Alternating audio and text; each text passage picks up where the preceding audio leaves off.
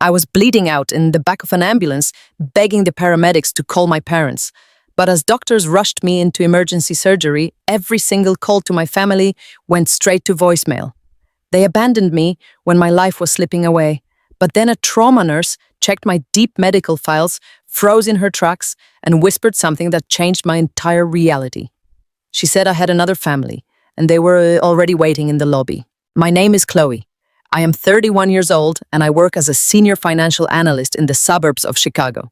For as long as I can remember, I was the invisible workhorse of my family. My parents, Thomas and Brenda, made the rules very clear early on. My younger sister, Ashlyn, was the golden child. She was the star, the one who needed delicate handling and constant financial support. I was the practical one, the one who did the math, paid the bills, and kept everything running quietly in the background. I was raised to believe that my worth was entirely tied to my usefulness. If I was paying for things, I was a good daughter.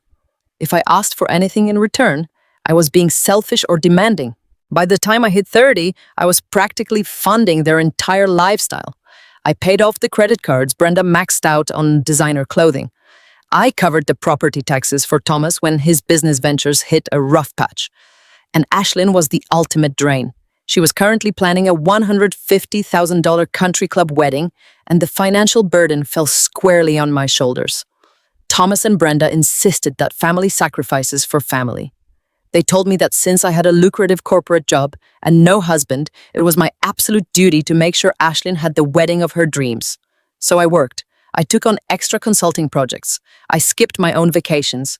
I lived in a modest apartment and drove a beat-up 10-year-old sedan, so Ashlyn could have custom-imported floral arrangements for her luxury bridal shower. It was a rainy Tuesday night in late October. I had just finished a brutal 14-hour shift at the firm. I had to stay late to finalize a massive quarterly report, knowing the overtime bonus was the exact amount I needed to cover the final deposit for the bridal shower venue. My eyes burned from staring at spreadsheets all day. My shoulders ached with a deep, heavy exhaustion. The rain was coming down in thick sheets, blurring the streetlights into smeared streaks of yellow and red against the wet pavement.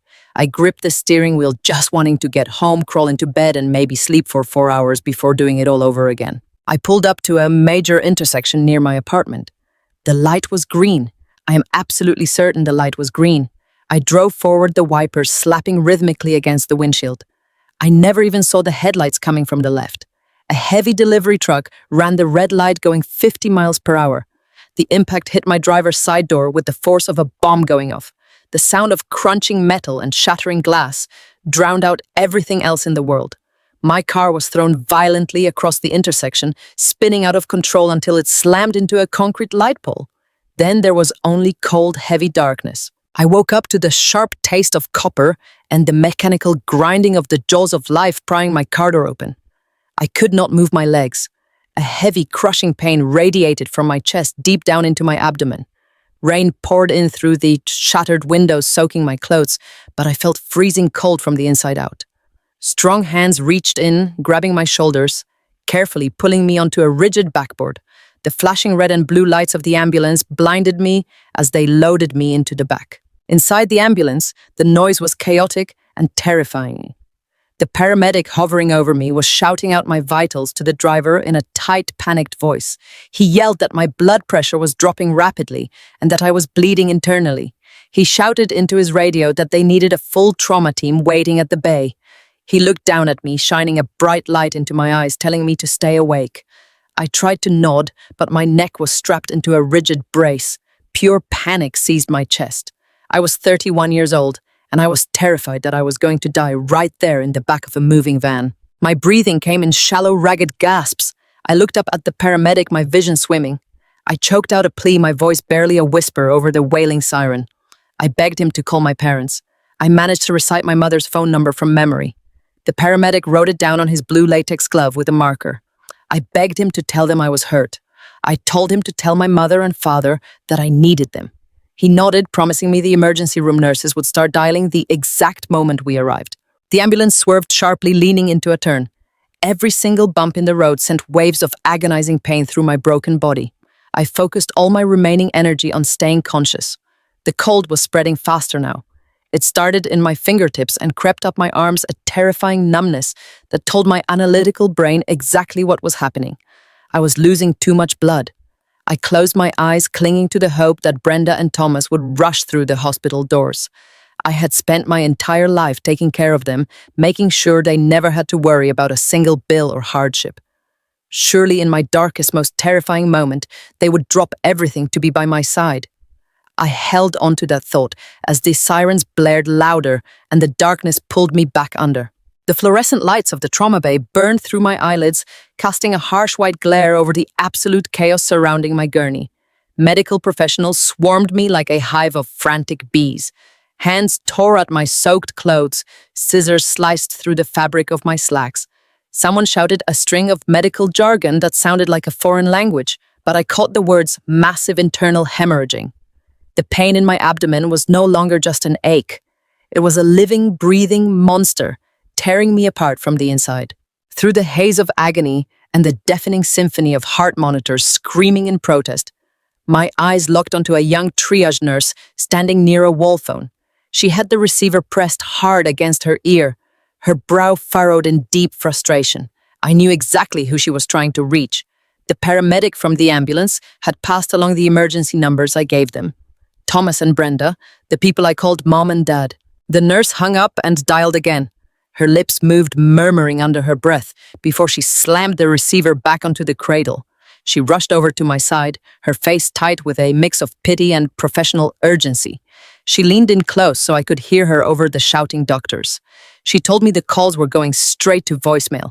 She asked if there was a work number or a landline they could try. I tried to shake my head, but the rigid brace around my neck kept me perfectly still. I managed to whisper that they always had their cell phones on them. They never missed a call, not unless they chose to. Another nurse, older and moving with practiced efficiency, stepped up to the gurney holding my crushed leather purse. She had pulled my cell phone from the debris of the wreck. The screen was cracked into a spiderweb pattern, but it was still glowing. She placed it gently onto my chest right near my uninjured hand. She told me to unlock it. She said they needed to see if I had an alternate emergency contact listed in my favorites, or maybe a friend they could reach. My fingers were slick with my own blood. They trembled so violently I could barely isolate my thumb.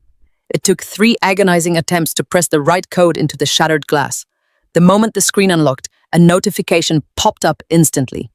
It was a message in our family group chat. A chat consisting of me, Brenda Thomas, and my sister Ashlyn. I squinted through the blinding pain and the harsh glare of the hospital lights to read the text. The message was from Brenda. The words were perfectly clear, cutting through the fog of my fading consciousness with brutal precision. Chloe, stop calling. Ashlyn is having an absolute meltdown over her wedding florist. The hydrangeas are the wrong shade of blue, and her entire vision is ruined. We are turning our phones off so we can deal with this crisis in peace. Deal with your own drama for once, and let us handle the important things. I stared at the glowing letters.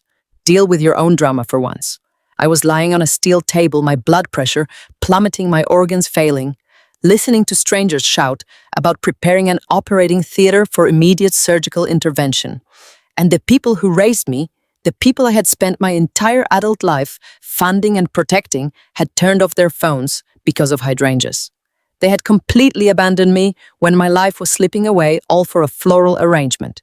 A cold, heavy realization settled into my chest, chilling me far more than the massive blood loss. I was going to die. I was going to die right here, surrounded by strangers in blue scrubs, and my family simply did not care. They had chosen a party over my life. The sheer weight of that betrayal hit me so hard, I literally could not draw a breath. Suddenly, the monitors beside my bed changed their frantic rhythm. The steady, terrifying beeps morphed into a continuous, high-pitched alarm. The room exploded into a new level of frenzy. A doctor yelled that my vitals were crashing. He shouted for intubation and immediate transfer to surgery. He demanded to know who was signing the surgical consent forms. The senior nurse sprinted to a computer terminal in the corner of the trauma bay. Her fingers flew across the keyboard. She shouted back that I was incapacitated and there was no immediate next of kin answering the phone. The doctor roared at her to dig deeper into the hospital database. He told her to check legacy files, old insurance records. anything that could give them a legal proxy to authorize the life-saving procedures they needed to perform right that second. I watched her face illuminated by the harsh blue glow of the computer monitor. I watched as her eyes darted back and forth across the screen. And then I watched her completely freeze. Her hands stopped typing. The frantic energy drained right out of her posture. The color completely washed out of her face, leaving her pale and wide-eyed. She stared at the screen as if it were displaying a ghost. She blinked hard, hit a key, and read the screen again. She abandoned the computer and rushed back to my side. She ignored the doctor shouting orders. She ignored the chaotic swirl of the trauma team prepping my body for the scalpel. She leaned down so close her face was inches from mine. I could see the absolute shock vibrating in her eyes. She placed a warm, steady hand on my cheek. Her voice was barely a whisper, but it cut through the screaming monitors and the shouting doctors like a thunderclap. She said, "You have another family, and they are already here," before my bleeding brain could even process those impossible words. The heavy double doors of the emergency room burst open. A man strode into the trauma bay. I had never seen him before in my entire life.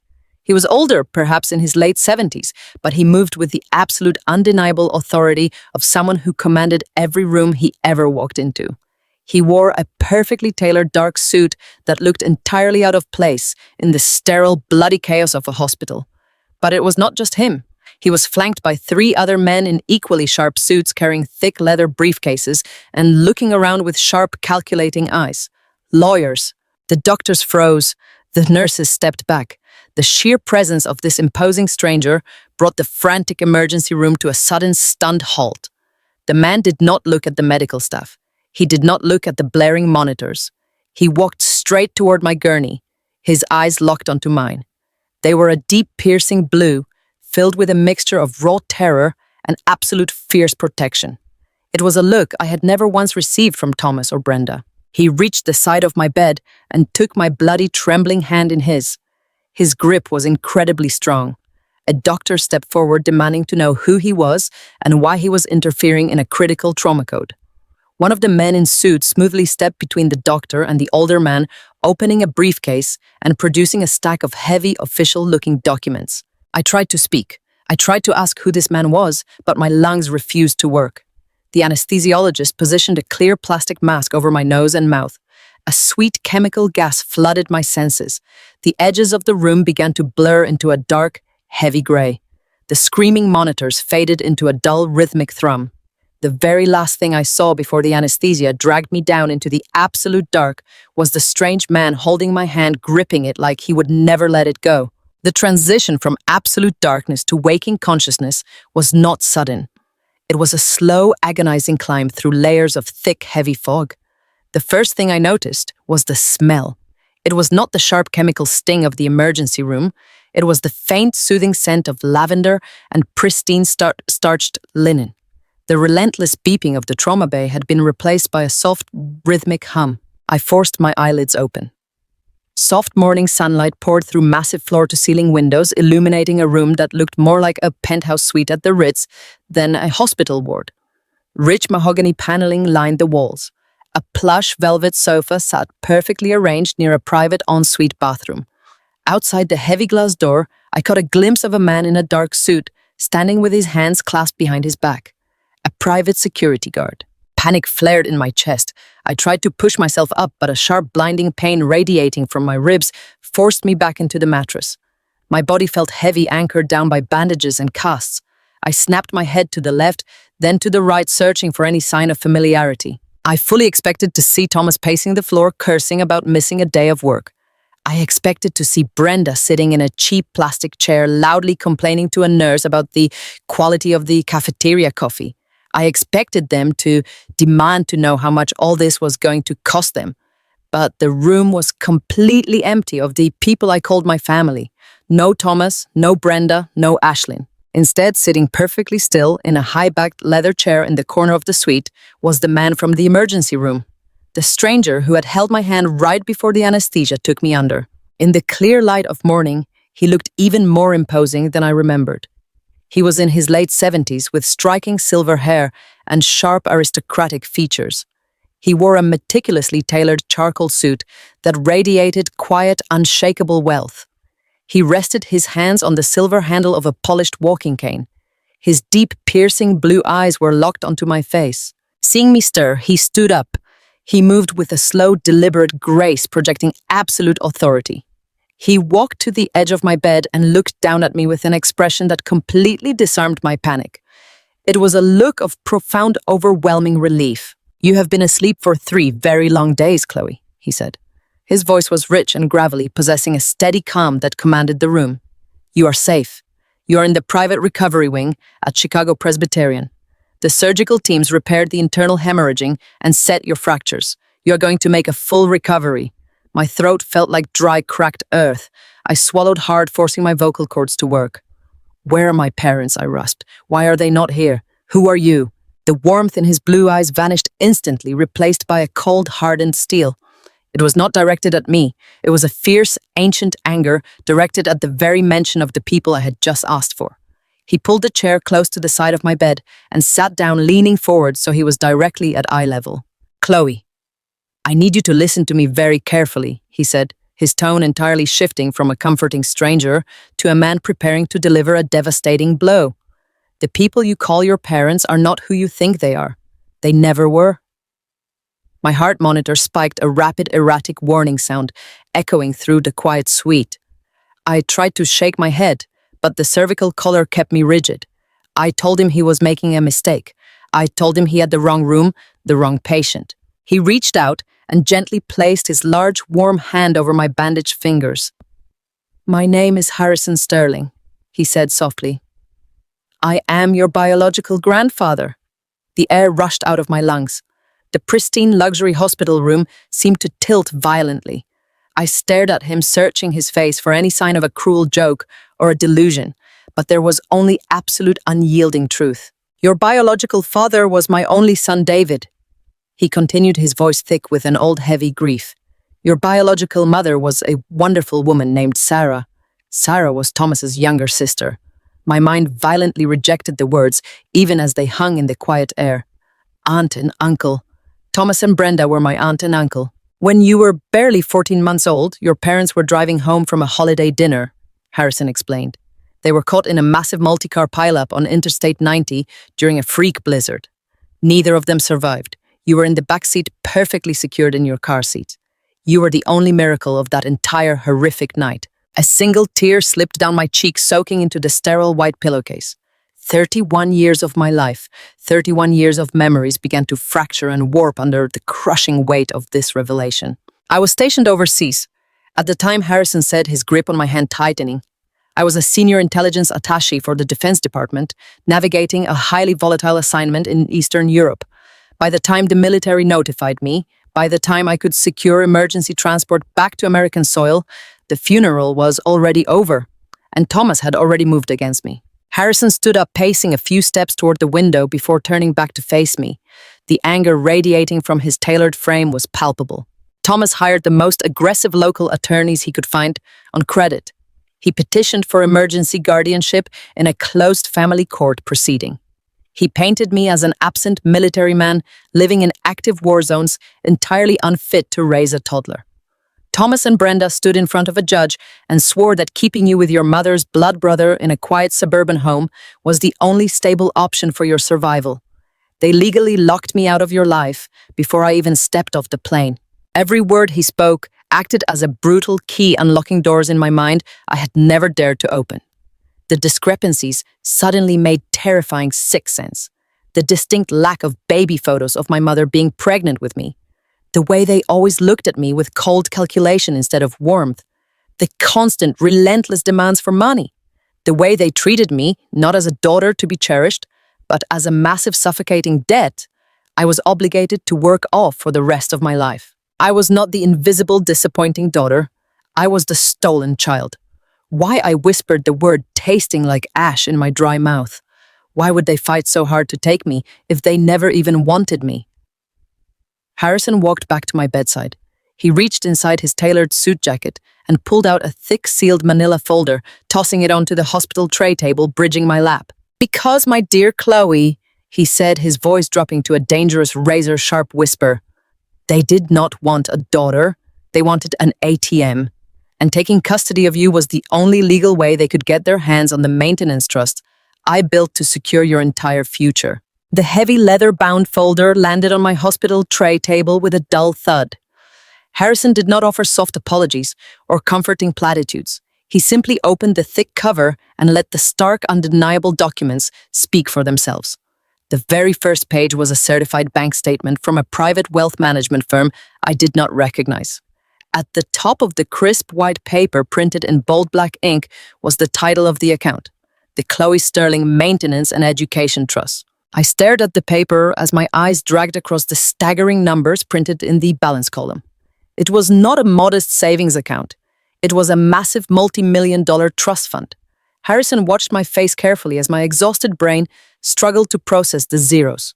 He explained in a calm, steady voice that after my biological parents died, he immediately established the trust to ensure I would never experience a single day of hardship.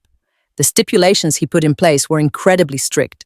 The funds were exclusively designated for my elite healthcare, my private education, and my overall well-being until I reached the age of 32. But Harrison revealed a fatal loophole in the legal structure.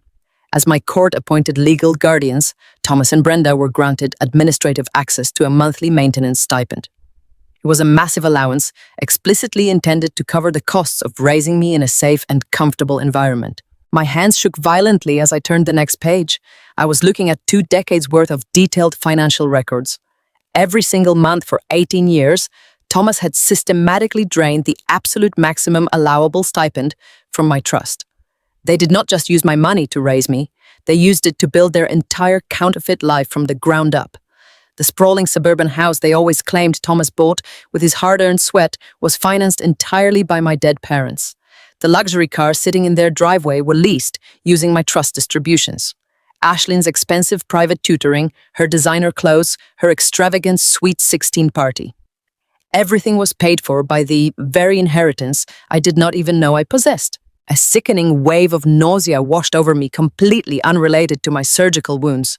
I thought about all those tense nights, sitting at the kitchen table listening to Brenda sigh heavily over the electric bill. I thought about how they constantly made me feel like an unbearable burden. They had conditioned me to believe that every bite of food I ate, every pair of cheap discount store shoes they bought me was a monumental sacrifice on their part. They had brainwashed me into a state of perpetual debt and guilt. And the most horrifying realization was what happened after I turned 18. When the automatic guardian stipends officially ceased, Thomas and Brenda suddenly claimed they were drowning in financial ruin. They wept about impending bankruptcy. They guilt-tripped me into working double shifts while attending college full-time just so I could pay them rent to live in my own childhood bedroom. I looked up at Harrison as tears of absolute rage finally spilled over my eyelashes. Every single loan I paid off for Thomas, every credit card balance I cleared for Brenda, every dime I was currently bleeding out to fund Ashlyn's ridiculous country club wedding. I was not helping my struggling family. I was being extorted by my captors. They had stolen my entire financial foundation and then somehow manipulated me into paying them back with my own grueling corporate salary. Harrison reached into the back of the folder and pulled out a separate stack of papers tied together with a faded blue ribbon. He placed them gently into my trembling hands. They were letters, hundreds of them. Birthday cards postmarked from London, Tokyo, and Berlin. Graduation congratulations. Letters filled with beautiful stories about my real mother and father. He told me he wrote to me every single month. His voice grew thick with a sorrow that perfectly mirrored my own. He sent gifts. He sent photographs. He hired private investigators just to make sure I was attending a good school and looking healthy from afar. But Thomas and Brenda intercepted every single thing. They returned the formal legal correspondences marked undeliverable. They threw away the letters. They changed my emergency contacts at every school and doctor's office. They systematically scrubbed his existence from my world. I traced my fingers over the faded ink on a birthday card for my 10th birthday. The envelope had been sliced open, the cash gift removed, and the card itself hidden away in a safety deposit box. They completely isolated me. They engineered a reality where I believed I had absolutely no one else in the world to rely on except them. It was the perfect psychological cage. I asked him how he finally found me if they spent my entire life hiding me. I asked how he managed to walk through those emergency room doors just in time. Harrison leaned back in his leather chair, his sharp blue eyes hardening with a grim, fierce satisfaction. He said he was not a foolish man. When Thomas won custody in that closed court, Harrison knew he could not stop them from taking me away, but he could build a powerful failsafe into the legal structure of the trust fund. He embedded a highly specific, unalterable medical proxy clause. He explained that the clause dictated that in the event of a catastrophic, life-threatening medical emergency, if my primary guardians failed to respond or proved negligent, the legal authority over my medical care immediately reverted to the trust executor, which was Harrison. For 31 years, that legal trap lay dormant. But when I was bleeding out on a steel table and the trauma nurses could not reach Thomas or Brenda, the hospital administrators ran my social security number through the National Legal Database to authorize emergency surgical consent. The system flagged the trust immediately. It triggered the proxy clause. The hospital legal department automatically contacted Harrison's legal team in Chicago. He had been living less than 40 miles away from me this entire time waiting for an opening. Harrison looked at me with a terrifying protective intensity. He told me they turned off their phones because of a wedding florist. They left me to die alone. And in doing so, they triggered the one legal mechanism that allowed him to finally step back into my life. I sat there in the luxurious hospital bed clutching the stolen letters against my chest. The physical pain in my shattered ribs was absolutely nothing compared to the monumental paradigm shift happening in my brain. My entire life was a carefully orchestrated lie designed to exploit me. But the very negligence that almost killed me in that intersection was the exact same negligence that had finally set me free. I looked at the bank statements again. I looked at the millions of dollars they had hidden from me. The scared, invisible daughter who begged for her parents in the back of an ambulance was gone. She died on that operating table. The woman who woke up was the rightful heir to the Sterling estate. And I was going to burn their counterfeit world to the absolute ground. The morning sun crept across the foot of my hospital bed, casting a warm glow that felt completely detached from the cold reality settling in my bones. Harrison had left the room to give me space to breathe, to process the magnitude of the betrayal. Most people in my position might have picked up the phone and screamed. They might have called the people who raised them, demanding answers and weeping over the cruelty of it all. I did not shed another tear. Tears are a currency, and Thomas and Brenda had already bankrupted me. Instead, I asked the private duty nurse to bring me my laptop from the personal belongings bag they had salvaged from my crushed sedan. I am a senior financial analyst. When my world collapses, I do not look for apologies. I look for the paper trail. The pain in my fractured ribs screamed in protest as I propped the silver machine against my lap. My hands were heavily bandaged, but my fingers could still type. I opened a blank spreadsheet and stared at the glowing white screen. For my entire adult life, I had blindly trusted the financial boundaries Thomas and Brenda had drawn for me. I believed them when they said the housing market was crushing their retirement. I believed them when they claimed Ashlyn needed constant bailouts because her generation had it so much harder. I believed that my exorbitant monthly rent contributions were the only thing keeping a roof over our heads. It was time to perform a ruthless financial autopsy on my own life. I logged into my primary banking portal. I pulled up 7 years of transaction histories. Row after row of outbound transfers filled the screen. Every month on the 1st, a massive payment left my account and went into a joint checking account I shared with Brenda. I had co-signed that account when I was 22. Brenda had convinced me she needed a co-signer with a pristine corporate income to help rebuild her credit after a bad investment. I had never once looked at the outgoing transactions from that joint account. I simply deposited my rent and my share of the utilities and let her handle the rest. I clicked the tab to view the outbound statements from that joint account. My breath hitched in my throat. I braced myself for the truth, but the sheer audacity of the numbers made my stomach violently churn. Not a single dollar of my monthly rent had ever gone toward a mortgage payment. Not one dime was ever sent to the utility companies or the property tax collectors. Instead, I watched my hard-earned corporate salary flow directly into a high-yield savings account listed under Ashlyn's name. It was a perfectly orchestrated slush fund. I tracked the routing numbers matching dates and timestamps. The moment I deposited my grueling overtime pay, Brenda would immediately transfer it. The itemized expenditures from that slush fund painted a picture of grotesque luxury. While I was skipping meals to save money and driving a decade-old car with failing brakes, my sister was living like royalty on my dime. There were $1,000 charges at high-end boutiques. There were deposits for luxury wellness retreats in Cabo and all-inclusive resort stays in the Bahamas. I found endless charges for imported skincare, daily high-end salon visits, and fine dining restaurants I could never dream of affording.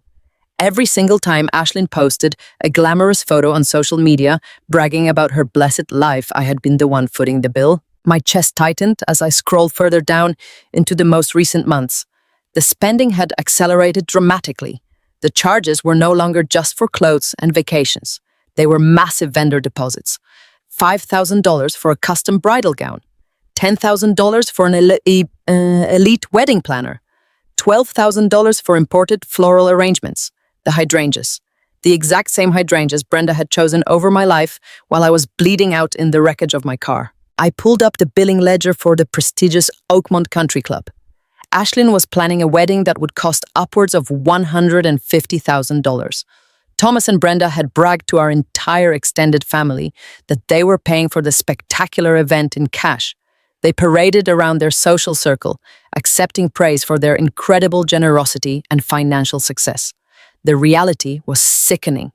They were draining the final drops of my stolen legacy to throw a massive party for their golden child. I sat in the quiet luxury of the hospital suite, listening to the soft hum of the medical equipment. The sheer scale of the manipulation was breathtaking. They had raised me to believe I was a burden, a financial drain, a disappointing secondary child who owed them a lifelong debt for simply existing. They manufactured crisis after crisis, forcing me to work myself into the ground just to keep them afloat. All while they siphoned my money to fund a life of absolute privilege for my sister. I closed the banking portal and let the laptop rest on my blanket. The physical agony in my shattered body was nothing compared to the cold, absolute fury solidifying in my heart. If I called them right now and confronted them with this evidence, they would immediately panic. They would empty the accounts, transfer the assets, and play the victims.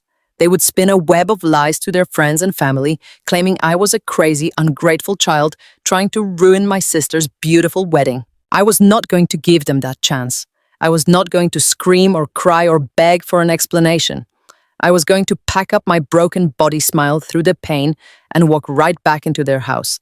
I was going to play the role of the dutiful, invisible daughter perfectly. They thought they had trapped a mouse. They had no idea they had just unlocked a cage. I closed my eyes, taking a deep, slow breath. The financial autopsy was complete, and the verdict was crystal clear. It was time to build a trap of my own. By the fourth day, my luxury recovery suite had transformed into a sterile, high-stakes war room. Harrison brought in his lead forensic attorney, a razor-sharp man named David Caldwell. David was the kind of lawyer who spoke quietly but carried the weight of an entire legal armada in his briefcase.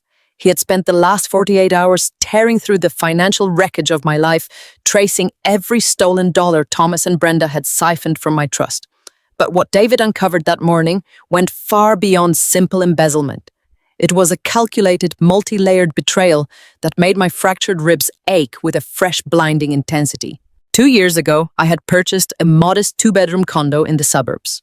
I had worked 80-hour weeks at my corporate accounting job to save for the down payment. Or at least that was the lie I had been fed. I now understood that Thomas had quietly approved a lump sum distribution from my own maintenance trust to cover the purchase, simply to keep me close and easily manageable. I paid the mortgage strictly from my own salary, completely unaware that the asset itself was secretly viewed as their personal backup bank account. David handed me a thick stack of printed documents. The pages felt unnaturally heavy in my bandaged hands. It was a property lien filed just 3 weeks before my car accident. I scanned the top sheet and felt the air physically leave my lungs. Thomas and Brenda had taken out a home equity line of credit against my condo. The amount was staggering, $200,000. The loan was secured entirely by the equity I had meticulously built up over the past 24 months. I stared at the signature line on the final page of the loan agreement. There was my name penned in a neat cursive scroll, but it was not my handwriting. The loops were slightly too wide, the pressure entirely wrong.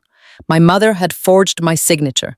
She had actually sat down likely at the kitchen table where we used to eat dinner and practiced writing my name until she could pass it off to a predatory lender. She had calmly signed away the only sanctuary I thought I owned in this world. They had stolen my past by draining my trust, and now they were actively trying to steal my future by burying me under a mountain of incredible debt. I asked David where the massive sum of money went. He did not say a word. He just turned to the next page in the dossier. The funds had been deposited directly into Brenda's joint checking account and then immediately wired to a high-end event planning company, the exact same company handling Ashlyn's extravagant country club wedding. My sister was about to walk down an aisle covered in imported white roses, completely financed by a fraudulent loan chained to my name. They had orchestrated my financial ruin just to ensure Ashlyn could impress her wealthy future in-laws. The anger that washed over me was entirely consuming. It was a hot, suffocating rage that made my medical monitors beep in a frantic, erratic rhythm. I wanted to rip the intravenous line out of my arm. I wanted to call the police right that very second and send a fleet of squad cars to their front door. I wanted to drag them out of their stolen house in handcuffs while the entire neighborhood watched. I looked at Harrison, my biological grandfather, and demanded we press felony charges immediately. But Harrison gently placed his hand over the fraudulent documents. He told me that acting out of raw anger is exactly how victims lose their absolute advantage. David agreed, leaning forward with a terrifyingly calm expression. The attorney explained the harsh reality of the legal system. If we alerted the authorities right now, Thomas and Brenda would panic. They could easily wire the remaining wedding funds to offshore accounts beyond our immediate reach. They would absolutely destroy any remaining paper trail hidden in their home. Worse, David warned they might construct a desperate lie claiming I had verbally authorized the loan before the car crash. They could use my current medical state and severe trauma as a convenient excuse for memory loss. They had spent decades perfecting their public image as devoted, loving parents. A sudden, aggressive lawsuit might give them the opportunity to play the victims of a confused, brain-injured daughter. David looked me dead in the eye and laid out the hardest strategy I had ever been asked to execute. I had to swallow the poison. I had to let them believe their master plan was working flawlessly. I could not breathe a single word about the hidden trust, the stolen inheritance, or the forged loan. I had to pack my things, leave this hospital, and walk right back into their house playing the role of the broken, dutiful child who still thought she was a burdensome disappointment. The thought of crossing their threshold made my skin crawl. The thought of looking at Brenda and pretending I did not know she had committed felony wire fraud against me was absolutely nauseating. I would have to endure their condescension while knowing they were buying champagne with my stolen security. But as I sat there, gripping the crisp edges of the forged bank papers, the initial hot rage began to cool into something far more dangerous. It hardened into a cold, calculated resolve. I realized that keeping silent was the ultimate weapon. They had spent my entire life weaponizing my compliance. Now I was going to use that exact same compliance to build a cage they could never escape. I looked at Harrison and gave him a single sharp nod. I told David to start building the federal fraud case in total secrecy. I would return to the suburbs. I would smile through the intense pain of my fractured ribs. I would listen to Ashlyn complain about her wedding dress, and I would watch Brenda play the exhausted matriarch. I would be the quiet, reliable shadow they always expected me to be. They thought I was returning home as their obedient victim. They had absolutely no idea they were welcoming their own executioner. The sleek black town car came to a smooth, silent halt exactly 1 block away from the house I had grown up in. The tinted windows shielded me from the familiar suburban street, but I could still feel the oppressive weight of the neighborhood pressing down on my chest. Harrison sat beside me in the spacious back seat. He had offered to have his private driver take me directly to the driveway. He wanted to march up to that front door and tear the house down to the studs. I had to convince him that a premature confrontation would ruin everything we had built over the last few days in that hospital suite. I needed Thomas and Brenda to believe I was completely alone, utterly defeated, and desperately relying on their supposed charity. I needed them to believe I had taken a cheap taxi home from the hospital because nobody had bothered to come pick me up. I opened the heavy car door and stepped out into the crisp autumn air. My body immediately screamed in protest. A thick white fiberglass cast encased my left arm from the knuckles all the way up to my elbow. Heavy white gauze was taped securely across my forehead, covering the jagged laceration where my head had struck the steering wheel. Every single breath I took sent a sharp, piercing spike of agony through my fractured ribs. I closed the car door with my good hand and gave Harrison a single determined nod through the glass. The vehicle glided away, leaving me standing alone on the corner. I reached into the pocket of my oversized cardigan. My thumb found the familiar groove of my cell phone screen. I opened the voice memo application and pressed the record button. The digital timer began ticking upward, capturing the ambient sound of the rustling leaves and my own ragged breathing. I slid the phone deep into my pocket, ensuring the microphone was perfectly unobstructed. Then I began the slow, agonizing walk toward the house of lies. The front door was unlocked. It always was during the day because Brenda expected endless deliveries for the wedding. I pushed the heavy wooden door open and stepped into the foyer. The house smelled strongly of expensive vanilla candles and fresh paint, a stark contrast to the sterile scent of the trauma bay I had just left. I stood in the entryway for a long moment. I made sure to let the front door click shut loud enough to announce my arrival. No one came to greet me. There were no footsteps hurrying down the hallway. There were no cries of relief. From the kitchen, I could hear the murmur of casual conversation and the clinking of silverware. I dragged my feet slightly, leaning heavily against the wall to support my aching ribs, and slowly rounded the corner into the bright open kitchen. Thomas was sitting at the marble island, casually flipping through a golf magazine with a mug of coffee in his hand. Brenda stood near the sink, scrolling furiously on her tablet. Ashlyn sat at the dining table, completely surrounded by dozens of expensive silk fabric swatches and glossy bridal magazines. I cleared my throat. 3 pairs of eyes snapped up and locked onto me. I waited for the shock. I waited for the performative gasp of a mother seeing her severely injured daughter for the first time in days. I waited for anything that resembled basic human decency. Instead, the reaction that washed over their faces was nothing but sheer unfiltered annoyance. Brenda slapped her tablet face down on the counter. She did not ask how I was feeling. She did not ask what the doctors had said or if I was in pain. She immediately marched over to a stack of mail resting near the fruit bowl, grabbed a handful of thick envelopes, and shoved them in my direction. She told me that the hospital had already started mailing preliminary bills and insurance notices to their address. Her voice was sharp and accusing, as if my near-fatal car crash was a deliberate, personal attack on her daily routine. She crossed her arms and stated that I was being incredibly irresponsible with my finances. She demanded to know how I planned to handle this massive, inconvenient mess because they had a luxury wedding to pay for, and they absolutely could not be burdened by my medical debt. I stood there, in my bandages, looking at the woman who had just forged my signature on a $200,000 loan against my own home. She was lecturing me about financial responsibility while actively draining my entire future to pay for the silk swatches sitting on her kitchen table. The dramatic irony was so thick, it was almost suffocating. I swallowed the burning bile rising in my throat. I let my shoulders slump. I forced my gaze down to the floor, playing the role of the broken, submissive child they expected me to be. I apologized. My voice came out weak and raspy, perfectly matching the physical trauma my body had just endured. I promised her I would take care of the bills immediately and that I would never ask them for a single dime. Before Brenda could respond, Ashlyn finally spoke up from the dining table. She let out a loud, exasperated sigh and threw her hands up in the air. She stared at my heavy fiberglass cast and the thick bandages on my face with an expression of absolute horror. She did not ask if my arm was broken. She completely ignored the fact that I had almost bled to death in an intersection.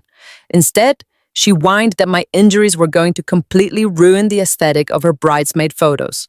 Her voice reached a shrill, frantic pitch as she complained that the bulky white cast would clash horribly with the custom-imported dresses she had selected. She actually looked me dead in the eye and asked if I could have the cast temporarily removed for the ceremony just so her pictures would be perfect. She called me incredibly selfish for getting into an accident so close to the most important day of her life. Thomas chimed in from the island, turning a page in his magazine without even looking up. He casually suggested that I just stand in the back row during the photography session so my bandages would be hidden behind the other girls. He said it was the least I could do after causing so much unnecessary stress for the family this week. My phone rested quietly in my cardigan pocket, silently capturing every single cruel narcissistic word. They were handing me the exact ammunition I needed on a silver platter. They were perfectly documenting their own absolute lack of empathy, their greed, and their toxic manipulation. I forced the most accommodating, pathetic smile I could muster. I looked at my sister and promised her I would stand wherever she wanted me to. I promised I would not ruin her perfect day. I told them I was just going to go to my room and rest so I would not be in their way. I turned my back on them and walked slowly down the hallway toward my cramped bedroom. Every step hurt, but my mind was racing with a brilliant cold clarity. The trap was perfectly set. The audio file was securely saved. They thought they had successfully kicked me back into my place.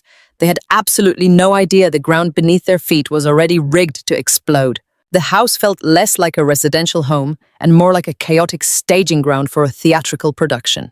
With exactly 14 days left until Ashlyn was scheduled to marry Bradley Preston, the entire first floor had been swallowed whole by the wedding industrial complex.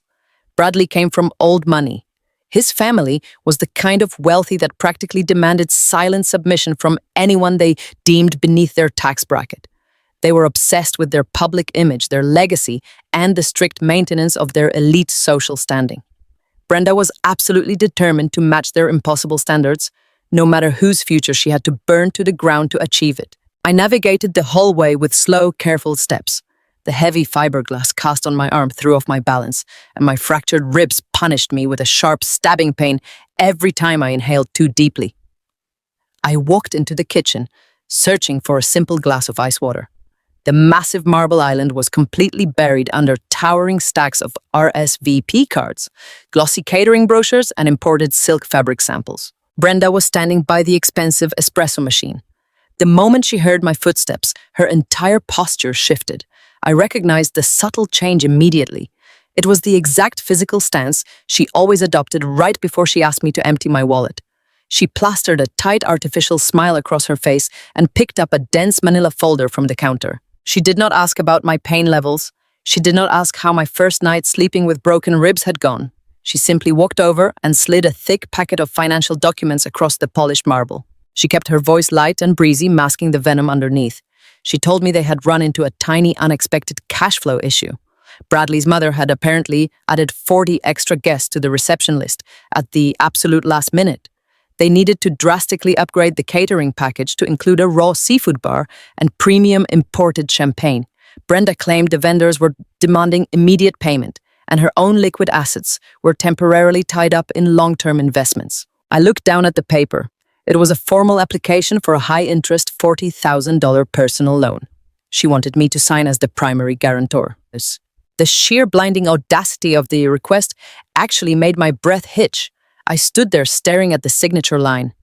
They had already forged my name to steal $200,000 of equity from my own condominium. They had completely drained the secret maintenance trust Harrison had established for my survival. And now, greedy and desperate, they were trying to chain me to another massive mountain of debt just to buy raw oysters for a family that openly looked down on them. My right hand drifted casually into the pocket of my oversized cardigan. My thumb found the edge of my phone screen. I blindly pressed the physical shortcut button I had mapped to activate my voice recorder. I felt the tiny, distinct vibration confirming the microphone was live and capturing every single sound in the room. I looked up at Brenda, forcing my eyes to widen into a mask of perfect, naive anxiety. I let my shoulders slump. I made my voice tremble just enough to sound thoroughly intimidated. I asked her why she needed my signature. I reminded her that my savings were completely depleted and my medical bills from the horrific car accident were going to be astronomical. I asked her how I was supposed to survive if I took on a $40,000 liability while I was recovering from major surgery. The artificial smile vanished from Brenda's face instantly. Her jaw clenched. Her eyes narrowed into harsh, resentful slits. The maternal mask dropped entirely, revealing the parasitic entitlement she had hidden behind for my entire life. She slammed her hand flat against the marble countertop. She told me I was being incredibly selfish and short-sighted. She hissed, that Ashlyn was on the verge of securing a spectacular financial future for their entire family, and that I was trying to sabotage her out of pure spiteful jealousy. I kept my voice meek and utterly submissive. I took a deliberate step back, acting as though her sudden anger terrified me. I whispered that it was simply not fair to ask me to fund a luxury party when I was struggling to put my own broken life back together. That was the exact psychological push she needed. Brenda leaned across the island, pointing a manicured finger directly at my chest. Her voice was sharp, loud, and perfectly articulated for the hidden microphone sitting just inches away in my pocket. She told me that fair had absolutely nothing to do with it. She explicitly stated that family sacrifices for family, and that I owed them an unpayable debt for keeping a roof over my head all these years. She looked me dead in the eye, completely unaware that I now knew she was merely my aunt and not my mother, and delivered the absolute most damning sentence I could have ever hoped for. She said, "There are no boundaries in this house, Chloe. We take care of our own, and your money is our money." It always has been. My heart hammered against my broken ribs. It was beautiful. It was the flawless, unvarnished confession of a financial predator. The psychological tension in the kitchen was suffocating, but inside my mind, I was completely at peace. She had just handed me the final golden cornerstone for the federal wire fraud and identity theft case my attorneys were actively building downtown. I looked down at the floor, playing the defeated scapegoat one last time. I nodded slowly, acting as though her cruel, twisted logic had finally broken my spirit. I picked up the blue pen resting on the counter. With my uninjured hand, I signed my name perfectly on the bottom line of the loan application. I knew the signature was completely meaningless. Harrison's elite forensic wealth managers had already locked down my social security number and initiated a total impenetrable freeze on my credit profile. The exact moment Brenda tried to submit that application, the bank algorithms would instantly flag it as a highly suspicious, fraudulent transaction. But Brenda did not know that. She snatched the paper off the counter the moment my pen lifted from the page. A triumphant, greedy smirk returned to her face. She told me I had finally done the right thing. She dismissed me with a careless wave of her hand, telling me to go back to my room and rest so my bandages would not be an eyesore when the wedding photographer arrived for the rehearsal dinner. I turned and walked away down the hall. I did not look back. I slipped my hand into my pocket and stopped the recording, saving the pristine audio file securely to a remote cloud server. The physical agony in my body was entirely eclipsed by the soaring absolute certainty in my mind.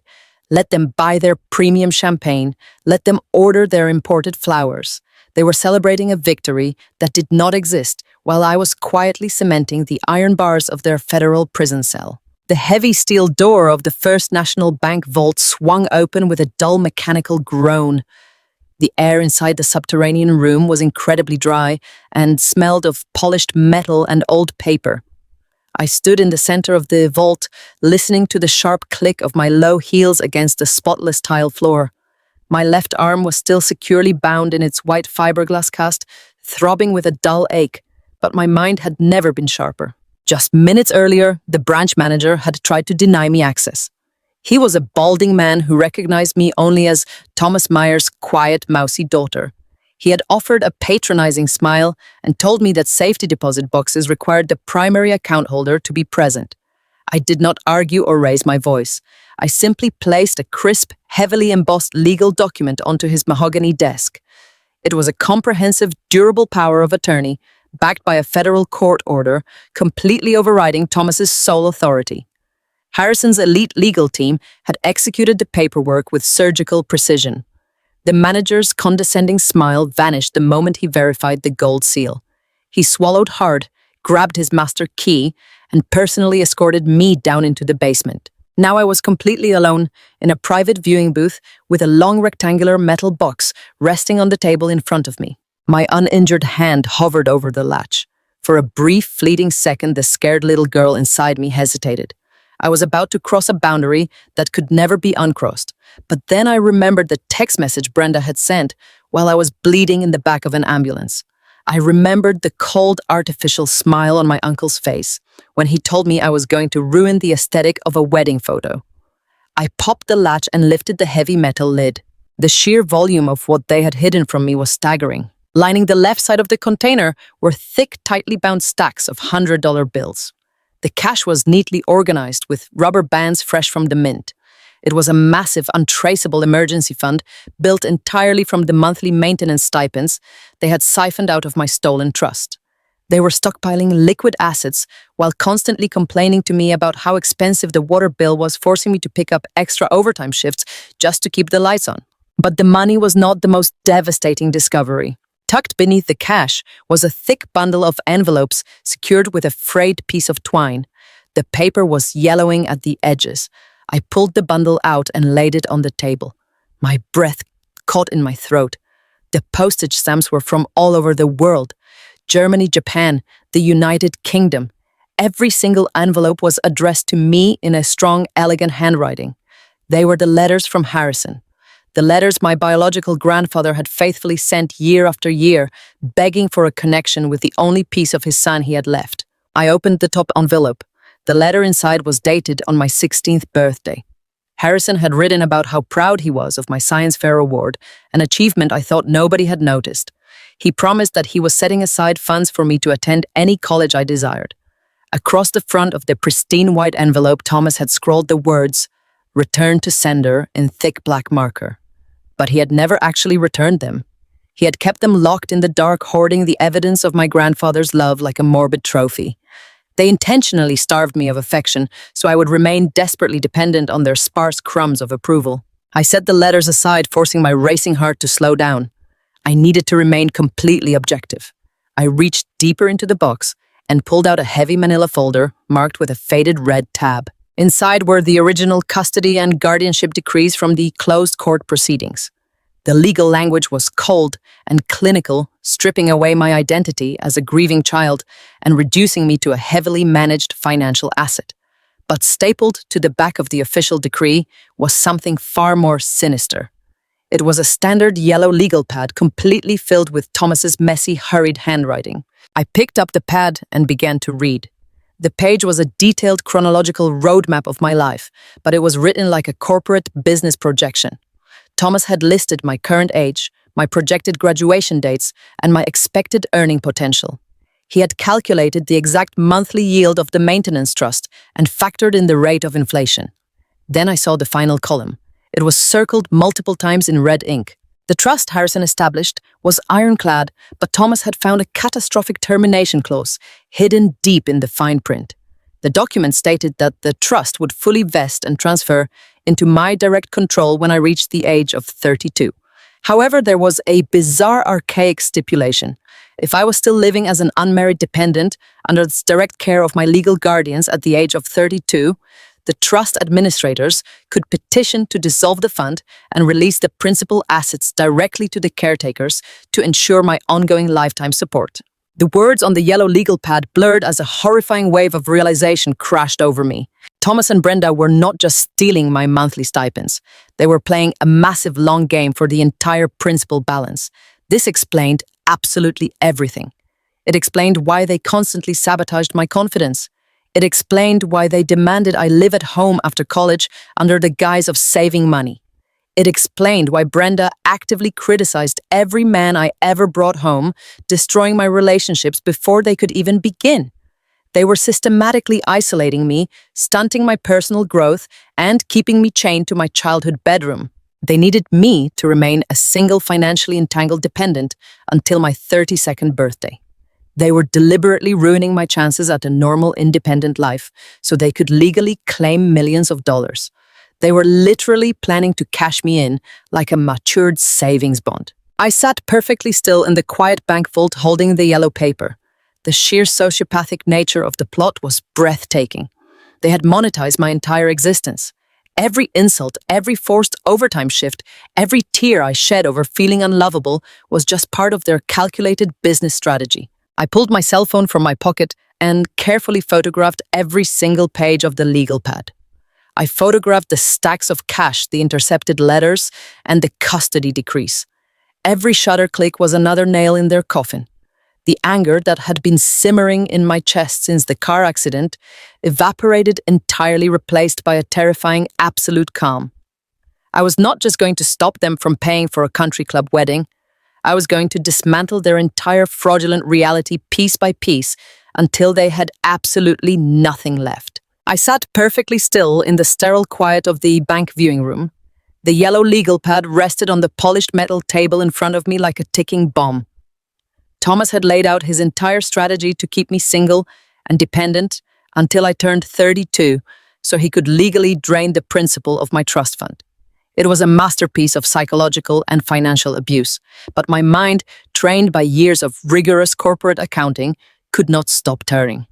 A new terrifying question began to form in the cold silence of the vault.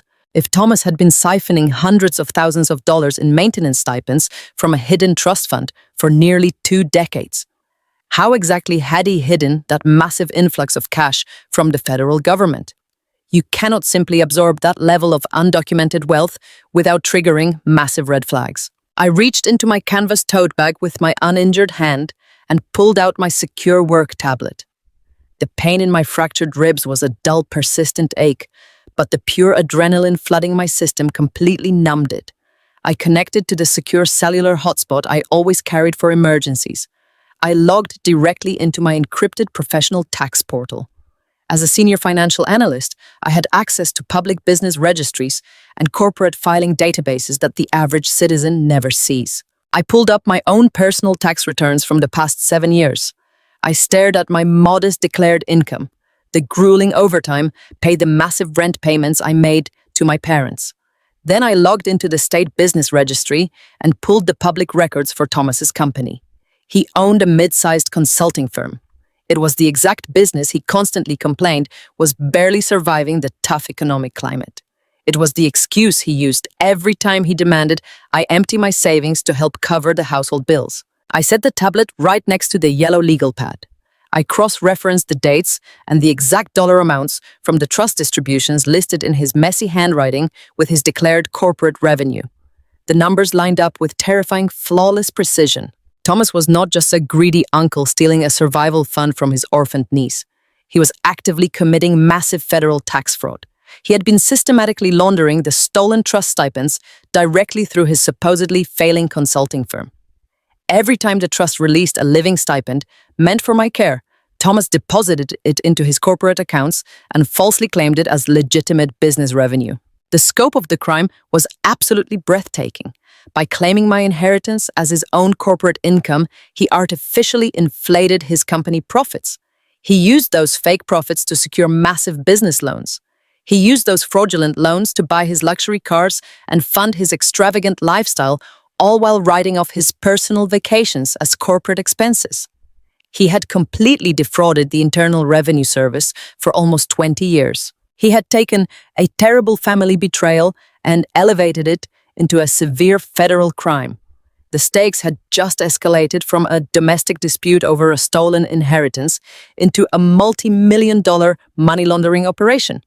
If the federal authorities audited his business, they would trace the fake revenue directly back to my hidden trust.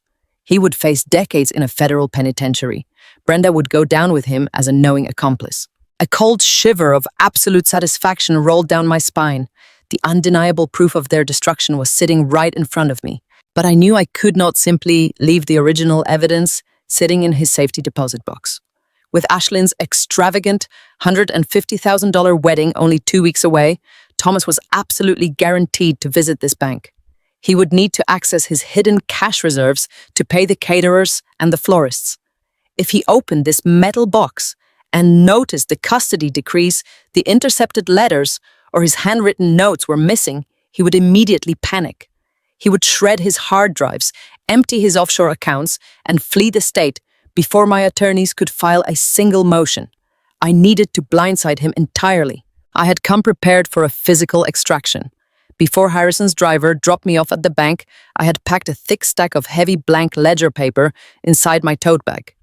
I carefully removed the original custody papers, the beautiful intercepted letters from my grandfather, and the yellow legal pad filled with his fraudulent roadmap.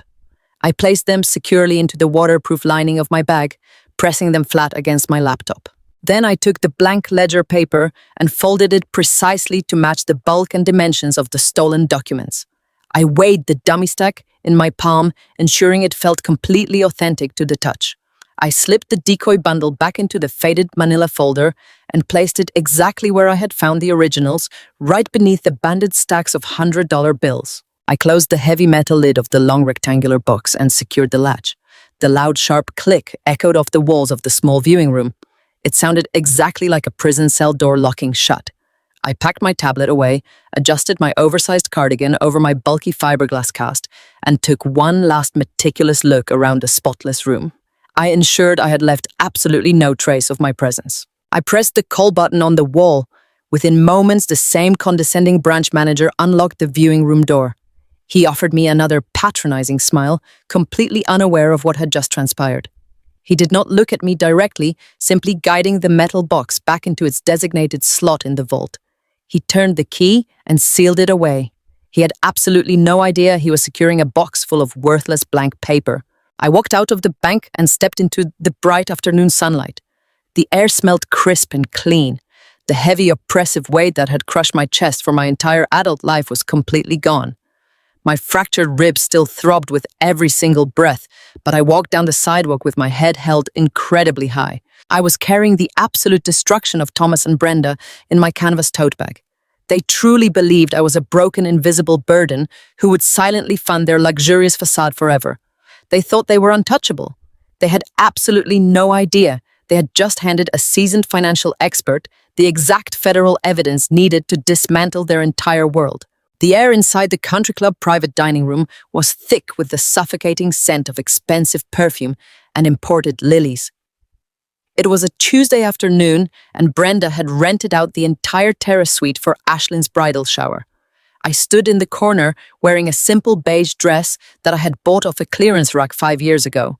My heavy fiberglass cast was a glaring blemish against the sea of pastel designer gowns and sparkling champagne flutes. Every time I moved to collect an empty glass or wipe a smudge off the dessert table, my fractured ribs sent a sharp reminder of my reality. But physical pain was absolutely nothing compared to the psychological endurance test I was currently running. The room was filled with Ashlyn's bridesmaids and Bradley Preston's extended family. They were the kind of people who spoke entirely in backhanded compliments and assessed your net worth by looking at the brand of your shoes. I was not a guest at this shower. I was unpaid catering staff. Brenda had explicitly instructed me to make myself useful by clearing plates and refreshing drinks, so they did not have to pay the venue for an extra server. I was literally serving them tiny smoked salmon appetizers, paid for by the fraudulent loan my mother had taken out against my own home. I was financing my own humiliation. I kept my head down and my expression perfectly blank. I glided through the room, picking up discarded napkins and smiling politely whenever someone bumped into my injured shoulder. I watched them laugh and toast to the happy couple, knowing that the foundation beneath their feet was built entirely on federal crimes. From across the room, I could hear Ashlyn's loud, performative laughter. She was holding court near a massive pyramid of beautifully wrapped gifts. Sitting directly beside her on a plush velvet chair was Eleanor Preston. Bradley's mother was the undisputed matriarch of their elite social circle. She was a woman of terrifying posture and frigid elegance. She wore a tailored suit that probably cost more than my first car. I knew from my preliminary research that Mrs. Preston was absolutely obsessed with her family legacy. She demanded absolute perfection from everyone around her, and she harbored a deep, aggressive hatred for anything that resembled public scandal or financial impropriety. I balanced a silver tray of fresh champagne flutes on my uninjured arm and carefully approached their circle. Ashlyn spotted me immediately. The warm bridal glow on her face instantly hardened into a look of absolute disdain. She did not see a sister recovering from a brutal accident. She saw an embarrassing prop ruining her flawless aesthetic. "Oh, look, everyone," Ashlyn announced, her voice slicing through the polite chatter. My sister finally emerged from her cave. A few of the bridesmaids let out soft, practiced giggles. Mrs. Preston turned her sharp gaze toward me, taking in my clearance rack dress, my heavy cast, and the serving tray in my hand. Her expression was completely unreadable, but I could feel the silent, heavy judgment rolling off her in waves. Ashlyn leaned toward her future mother-in-law with a conspiratorial smirk. "You will have to forgive Chloe," she said loudly enough for the surrounding tables to hear. "She does not really get out much. She leads a very quiet, sad, single life. We are just so grateful she could peel herself away from her boring spreadsheets to pour the drinks today. She's practically married to her calculator. The insult was deliberately designed to humiliate me. It was calculated to reduce my entire existence to a pathetic punchline in front of the most powerful woman in the room. Brenda watched from the dessert table across the room, giving Ashlyn an encouraging nod of approval. They wanted me to shrink into myself. They wanted me to blush deeply, apologize for interrupting, and scurry back to the kitchen like a frightened mouse. A week ago, I would have done exactly that. I would have swallowed the bitter shame and cried alone in my car later that night. But today, the insult did not sting at all. It felt like a magnificent golden opportunity handed to me on a silver platter. I did not break eye contact with Ashlyn. I let a soft, genuinely sweet smile touch my lips. I stepped forward, maintaining my perfect posture, and carefully offered the tray to Mrs. Preston. "I am so sorry for the interruption, Mrs. Preston," I said, my voice perfectly modulated to sound humble and deeply respectful. "Ashlyn is completely right. I am terribly boring compared to all of this incredible glamour. I just wanted to make sure your glass was full." Mrs. Preston arched one perfectly groomed eyebrow. She reached out and took a crystal flute from the silver tray. Her manicured fingers barely grazed the delicate glass. She looked at me with a mild flicker of intense curiosity. "Ashlyn mentions you work in finance, Chloe," she said, her tone cool and probing. "What exactly keeps a young woman so fiercely tied to her desk during such a joyous family occasion?" Ashlyn rolled her eyes exaggeratedly and took a large sip of her own drink. "Oh, she just does basic data entry, Mrs. Preston.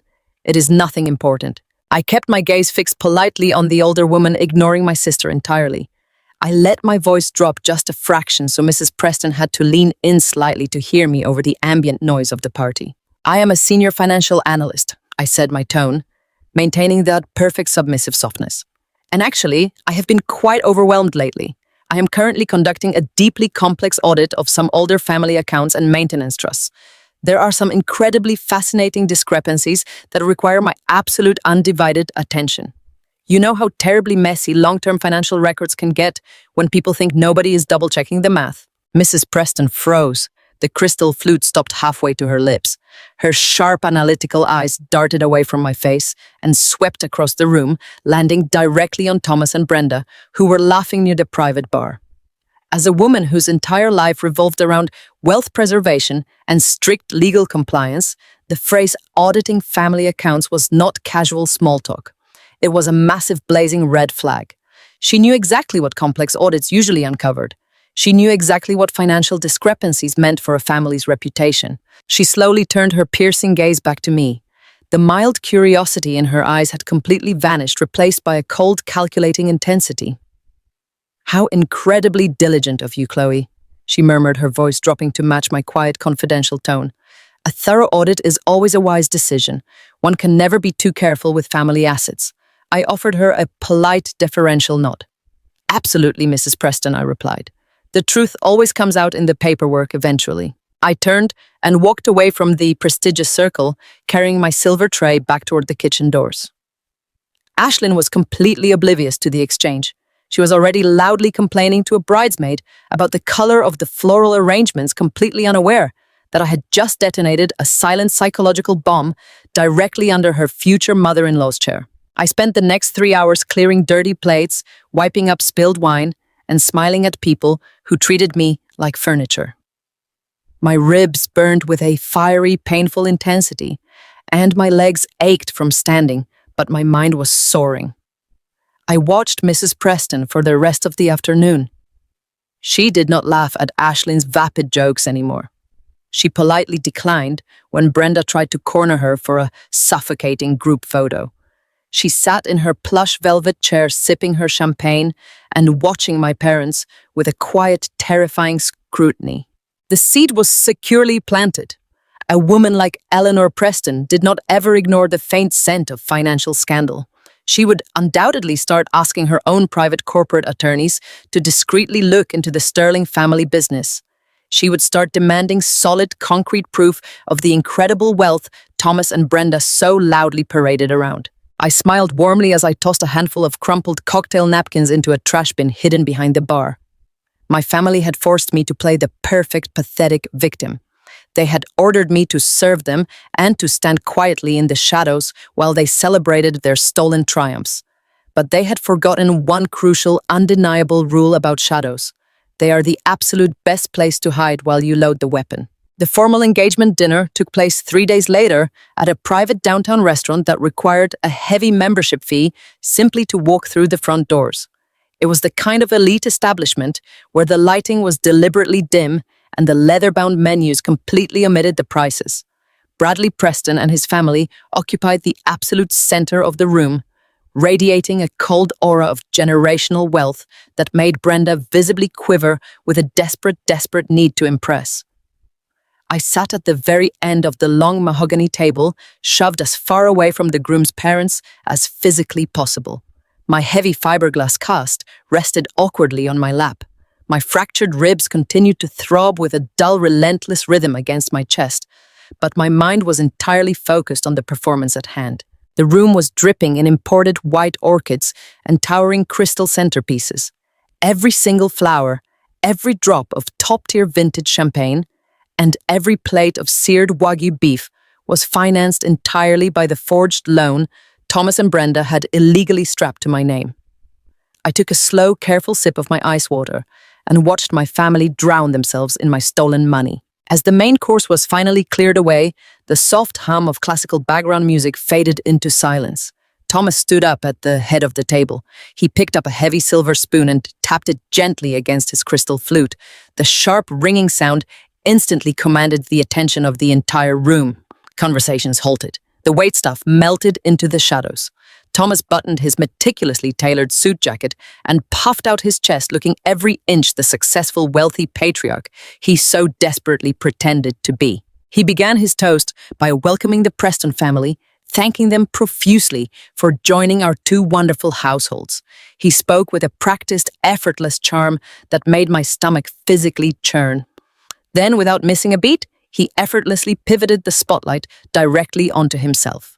Thomas looked out over the sea of wealthy guests and began to weave a masterful, fabricated tale of his own spectacular success. He proudly declared himself a completely self-made man. He spun a ridiculous, intricate narrative about building his consulting business from absolute nothing, working grueling 80-hour weeks to provide a life of ultimate luxury for his family. He looked Bradley directly in the eye and bragged about the undeniable value of hard work and unyielding dedication. He claimed that true legacy wealth was built on a solid foundation of honest sweat and sacrifice. I sat perfectly still at the far end of the table. The dramatic irony was so incredibly heavy, it felt like a physical weight pressing down on the room. I was listening to a man who had not earned a legitimate honest dollar in nearly 2 decades lecture a table of multimillionaires about financial integrity. He was a common parasite, wearing a designer suit funded by a dead man's trust fund, giving a motivational speech about the merits of honest hard work. Thomas then turned his gaze toward Ashlyn. His voice softened, taking on a thick, performative layer of fatherly devotion. He told the room that from the exact moment his beautiful golden daughter was born, he promised to give her the entire world. He proudly announced that he was fully funding every single aspect of her spectacular upcoming wedding. He casually dropped the astronomical price tags of the venue, the elite catering, and the imported floral arrangements, masking his crude boasting as parental generosity. He wanted the Prestons to know he could easily afford to burn hundreds of thousands of dollars just to make his favorite child smile. Ashlyn dabbed at her dry eyes with a linen napkin, looking up at him with utter fabricated adoration. Brenda placed her hand over her heart, playing the perfect role of the moved and grateful wife. The entire Preston family nodded in polite approval, completely blind to the massive federal crime funding, the very luxury food digesting in their stomachs. And then Thomas made his fatal mistake. He could not simply end his pompous speech on a high note. His towering narcissism demanded a contrast to highlight his immense magnanimity. He needed a prop to demonstrate his profound moral character to the wealthy in-laws. He turned his head and looked directly down the length of the long table right at me. The warm, fatherly smile completely vanished, replaced by a look of manufactured, deeply condescending pity. He gestured toward me with his champagne flute, making absolutely sure every single guest in the private room turned to look at my cheap clearance rack dress and my bulky white medical cast. He sighed heavily, speaking in a low, sorrowful tone that oozed with false compassion. He told the room that his incredible financial success also allowed him to carry the heavy, burdensome weight of those who simply could not manage on their own. He pointed out my recent accident, framing it as just another chaotic, irresponsible mistake in a long string of personal failures. He literally called me his permanent charity case. He told Bradley's parents that no matter how much of a financial and emotional drain I was, he would always provide a safe roof over my head because that is simply what good, generous men do. A wave of highly uncomfortable silence swept through the elite guests. I could feel their collective pity washing over me. They looked at me like a tragic, embarrassing stray animal that this wonderful, wealthy family had generously taken in out of the cold. A week ago, those exact words would have broken me into pieces. A week ago, I would have stared at my lap burning with hot, humiliating tears while my family laughed at my expense. Tonight, I did not look away. Tonight, I felt a magnificent burning power rising from the very core of my chest. I looked right into the eyes of the man who had stolen my past, my inheritance, and my entire identity. I looked at the man who was actively forging federal bank documents to pay for the expensive champagne currently resting in his hand. I smiled. It was not a weak, submissive smile. It was a slow, calm, deliberate curving of my lips.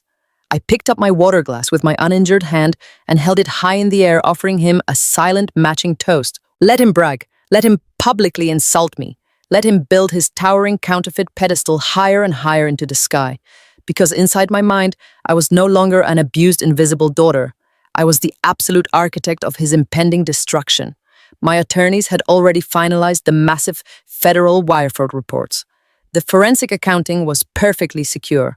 The guillotine was fully assembled, the heavy blade polished and gleaming. I took a long, slow sip of my ice water, holding his arrogant gaze across the expensive mahogany table. I knew the exact date, the exact hour, and the exact minute the federal authorities were going to freeze every single asset he falsely claimed to own. He had exactly 14 days left of this stolen fantasy. He thought he was publicly putting me in my place. He had absolutely no idea he was merely reading his own spectacular eulogy. The journey to the 70th floor of the downtown Chicago high-rise took exactly 42 seconds. I stood beside Harrison in the polished steel elevator, watching the digital numbers ascend toward the sky. The city stretched out below us, a sprawling grid of concrete and glass, but my mind was completely disconnected from the view. I was entirely focused on the heavy black leather portfolio clutched in my uninjured hand. Inside that folder was the culmination of every painful discovery I had made over the past 2 weeks. It was the blueprint for absolute justice. The doors parted with a soft chime revealing the pristine reception area of Caldwell and Associates. The atmosphere in this office was completely different from the loud, desperate posturing I had endured at my sister's engagement dinner. There were no imported orchids or crystal centerpieces here. There was only the quiet, imposing stillness of immense generational wealth and absolute legal authority. David Caldwell was waiting for us in his corner office. The massive floor-to-ceiling windows framed a gray autumn sky. He stood up from his heavy mahogany desk and gestured for us to take a seat. Harrison settled into a wingback chair, radiating a calm, protective presence. I sat next to him, resting my bulky fiberglass cast on my lap. David did not waste time with pleasantries. He opened his own identical leather folder and spread a series of meticulously prepared legal documents across the polished wood. The trap we had spent 2 weeks quietly building was finally ready to be triggered. He walked me through the first phase of the counterattack with surgical precision. The first stack of papers was a massive civil suit. It detailed the fraudulent home equity line of credit Thomas and Brenda had taken out against my condominium. David explained that the moment this suit was filed, the courts would immediately place a comprehensive freeze on every single bank account Thomas claimed to own. They would not be able to transfer a single dollar to the wedding vendors. They would not be able to pay the country club. Their entire fabricated financial ecosystem would instantly turn to solid ice. The $200,000 they had stolen to fund Ashlyn's luxury dream would be entirely choked off. I nodded slowly, tracing the edge of the document with my thumb. The thought of Thomas standing at a bank teller window trying to access his frozen slush fund brought a profound sense of satisfaction to my chest. But David was not finished. He slid a second, much thicker stack of papers toward me. The civil suit was merely the opening salvo to reclaim the stolen equity. The second stack represented the true devastating consequence of their greed. These were the criminal referrals. David leaned forward, his voice dropping to a low, serious timbre. He laid out the exact federal charges his team had prepared for the prosecuting attorneys. Identity theft for forging my signature on the loan documents, bank fraud for deceiving the financial institution into releasing the funds, and finally, massive federal wire fraud for systematically transferring the stolen money across state lines to pay for the wedding expenses. David looked at me with an expression of intense professional gravity. He needed me to fully understand the catastrophic weight of the papers resting in front of me. He explained that a civil lawsuit would only bankrupt them and force them to sell their assets to repay the stolen debt. But the criminal referrals were a completely different monster. "Chloe," he said softly, keeping his eyes locked on mine, "I need you to be absolutely certain before we cross this line.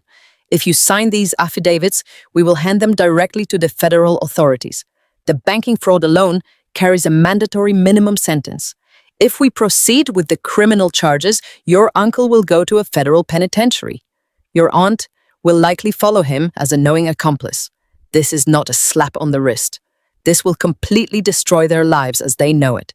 There is absolutely no turning back once my pen hits this paper." A profound, heavy silence filled the corner office. The only sound was the faint hum of the city traffic drifting up from 70 stories below. Harrison turned his head to look at me. His sharp blue eyes were filled with a deep, quiet sorrow for the pain I had endured, but he did not pressure me. He let the silence stretch, allowing me to feel the full monumental weight of the decision. I looked down at the signature line waiting patiently at the bottom of the page. I thought about the concept of family. I thought about the word forgiveness and how often manipulative people weaponize it to escape the consequences of their own toxic choices. Thomas and Brenda had spent my entire childhood demanding my gratitude while secretly devouring my future. They had treated me like a disposable asset. And then my mind drifted back to the night of the car accident. I remembered waking up in the crushed metal of my sedan, completely terrified and bleeding in the dark. I remembered the desperate, agonizing hope I felt when I reached for my phone and hit speed dial for my mother. I remembered the cold, automated voice telling me the call could not be completed. Later, the police had recovered my phone data. I remembered reading the final voicemail transcript they had sent me while I was still lying on the operating table. Brenda had left a message complaining that I was late to pick up Ashlyn's dry cleaning. In the background of that audio recording, I had heard Thomas laughing about a florist bill. They had actively silenced their phones because they did not want to deal with my inconvenient drama. While I was taking what I thought were my final breaths trapped in twisted steel, they were drinking imported wine and laughing. They did not hesitate to leave me to die in the dark. They did not hesitate to forge my name and steal the very roof over my head. They had never once shown me a single ounce of mercy or maternal love. I picked up the heavy gold pen resting beside the documents. My hand did not tremble. My heartbeat was completely steady and calm. I did not feel any lingering guilt or misplaced familial loyalty. I only felt the clean, purifying fire of absolute justice. I pressed the nib of the pen against the crisp white paper and signed my name. I signed the civil suits. I signed the criminal affidavits. I signed the massive comprehensive cease and desist orders that would legally prevent them from ever contacting me again. David collected the documents one by one, neatly sliding them back into his leather portfolio. He nodded at me, a silent confirmation that the war had officially begun. The long, agonizing years of playing the invisible, dutiful scapegoat were finally over. The guillotine had been released. All I had to do now was wait for it to fall. The heavy oak doors of the law office closed, with a solid, reassuring sound, locking me inside a fortress of absolute legal certainty. For 28 years, my entire existence had been defined by the signatures of other people. Thomas and Brenda had signed my report cards, they had signed my medical release forms, and they had ultimately signed away my financial freedom. Now it was my turn to hold the pen. The final stack of documents resting on the polished conference table was not just a collection of standard legal forms. It was the master key to my entire stolen life. David slid the primary transfer affidavit across the smooth mahogany wood. This was the exact instrument required to officially dissolve Thomas as my financial guardian. Because I was well over the legal age of adulthood, the only thing keeping that parasitic maintenance trust active was the carefully fabricated illusion of my ongoing dependency. Thomas had convinced the wealth management firm that I was an incapable, fragile woman who desperately needed his constant supervision. With one swift stroke of my pen, I completely shattered that profitable illusion. I gripped the heavy gold pen, my bandaged fingers throbbing slightly, and pressed the dark ink into the thick white paper. I signed my full legal name with slow, deliberate precision. I did not just sign away their access to the monthly stipends, I completely terminated the original custodial agreement. The moment my signature was notarized, the massive multi-million-dollar trust fund immediately shifted out of the shadows and directly into my absolute sovereign control. David picked up the freshly signed document and handed it to his senior paralegal. The young woman did not say a word. She simply took the paper, stepped out of the room, and initiated the electronic transfer protocols. Within less than 60 seconds, a digital shockwave was transmitted directly to the elite wealth management firm handling the Sterling estate. The administrative portals that Thomas had ruthlessly exploited for nearly 2 decades were instantly, securely, permanently locked. If he attempted to log in from his home computer to check his stolen balances, he would find nothing but a blank gray screen and a stark error message. He was officially entirely severed from my grandfather's money. But claiming my rightful inheritance was only the first step in the brutal financial autopsy we were conducting. The second step was isolating the massive toxic tumor they had deliberately attached to my own hard-earned property. I turned my attention to the home equity line of credit, the staggering $200,000 loan Brenda had fraudulently secured against my modest suburban condominium. David brought out the fraud contestation packets. This was a completely different breed of legal warfare. We were not just asking the bank to investigate a discrepancy. We were deploying a scorched earth financial protocol. I signed the sworn federal declarations confirming that the signature on the loan application was a malicious calculated forgery. I provided my authentic signature samples alongside heavily documented proof of my whereabouts on the exact day the fraudulent paperwork was executed. David immediately submitted the complete fraud dossier to the chief compliance officer at the mortgage lending institution. Banks are incredibly sensitive creatures when it comes to massive unsecured liabilities. They absolutely do not wait for polite explanations or friendly phone calls when a primary account holder alleges major identity theft. They act with swift, terrifying aggression. The moment the compliance department processed my sworn affidavit, the heavy gears of federal banking regulations ground into violent motion. The bank immediately flagged the $200,000 equity loan as a highly critical fraudulent transaction. But they did not stop there. Because the stolen funds had been directly wired into Thomas and Brenda's primary joint checking account. The bank's automated security algorithms instantly treated their entire financial profile as deeply contaminated. Harrison sat quietly in the wingback chair, watching the entire process unfold with a look of profound vindication radiating from his sharp blue eyes. He poured me a glass of iced water while David updated us on the real-time status of the banking freeze. The absolute beauty of the modern financial system is how incredibly fast it moves when it senses a severe threat. Within 45 minutes of filing the fraud reports, David received a secure confirmation from the lending institution. The trap had officially slammed shut. Every single bank account bearing Thomas or Brenda's names was instantly placed under a hard total administrative freeze. Their joint checking accounts, their personal savings, their credit cards, and even the corporate accounts tied to Thomas' failing consulting firm were completely locked down for a pending federal investigation. They could not withdraw a single dollar. They could not transfer a single dime. If they tried to swipe their premium credit cards to buy a cup of cheap coffee, the transaction would be flatly, ruthlessly declined. The sheer magnificent irony of the situation settled deep into my bones. I thought about the luxurious lifestyle they were currently enjoying. It was a beautiful, crisp Tuesday afternoon in the suburbs. At this exact moment, Brenda was likely sitting in a plush velvet chair at an elite bridal boutique, sipping complimentary champagne and ordering thousands of dollars worth of custom imported silk ribbons for Ashlyn's country club wedding. Thomas was probably out at a lavish business lunch, bragging loudly to his associates about his incredible self-made success and his boundless generosity. They were casually floating on a magnificent cloud of pure, unadulterated arrogance, entirely funded by my stolen future. They truly believed they had committed the perfect, flawless crime. They thought they had successfully manipulated their broken, invisible daughter into funding their greatest social triumph. They had absolutely no idea that their entire financial universe had just been violently unplugged. I sat back in the comfortable leather chair and took a long, slow sip of my ice water.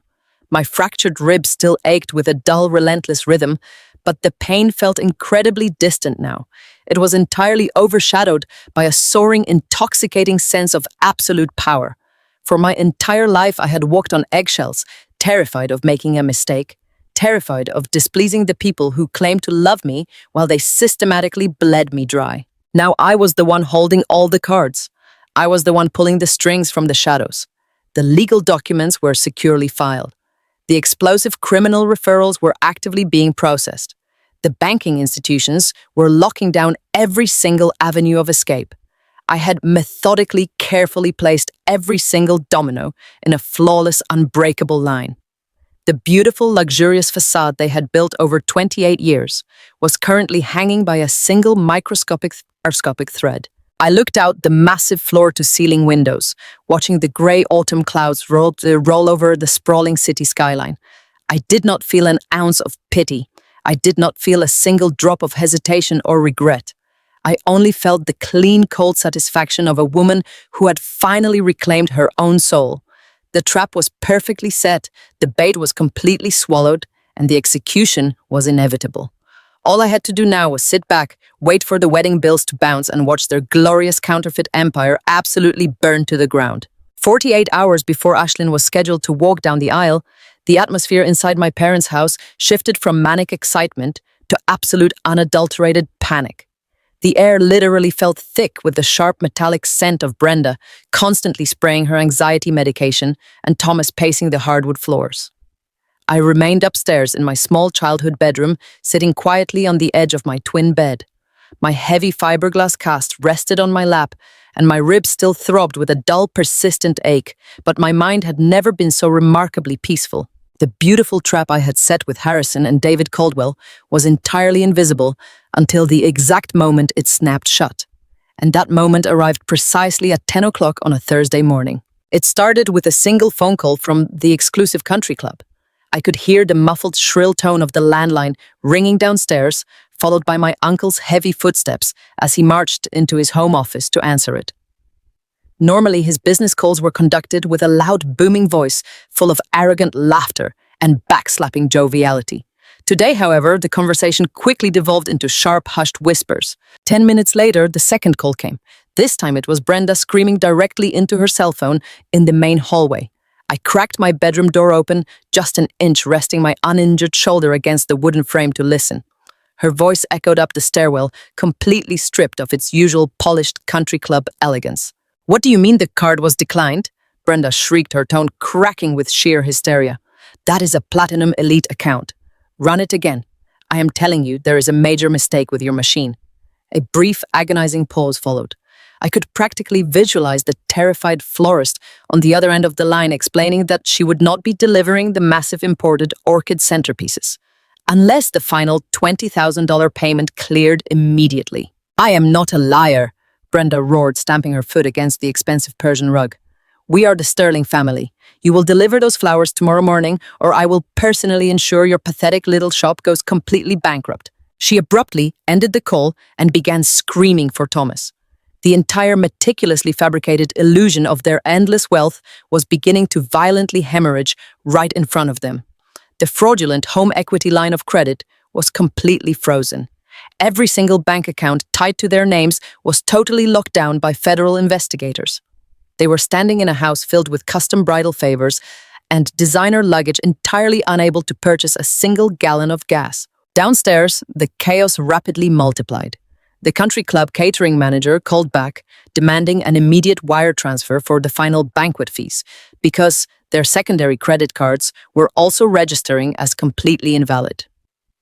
Thomas was shouting at the customer service representatives of 3 different banking institutions, desperately trying to bully his way through the automated fraud prevention systems. He sounded like a drowning man, thrashing wildly against an invisible current. I closed my bedroom door and walked back over to my small desk. I opened my laptop and pulled up a blank spreadsheet pretending to be heavily absorbed in my tedious data entry. The heavy thud of Thomas charging up the wooden staircase vibrated through the floorboards. He did not bother knocking. The door flew open with a violent crash, hitting the wall behind it. I looked up, feigning mild surprise.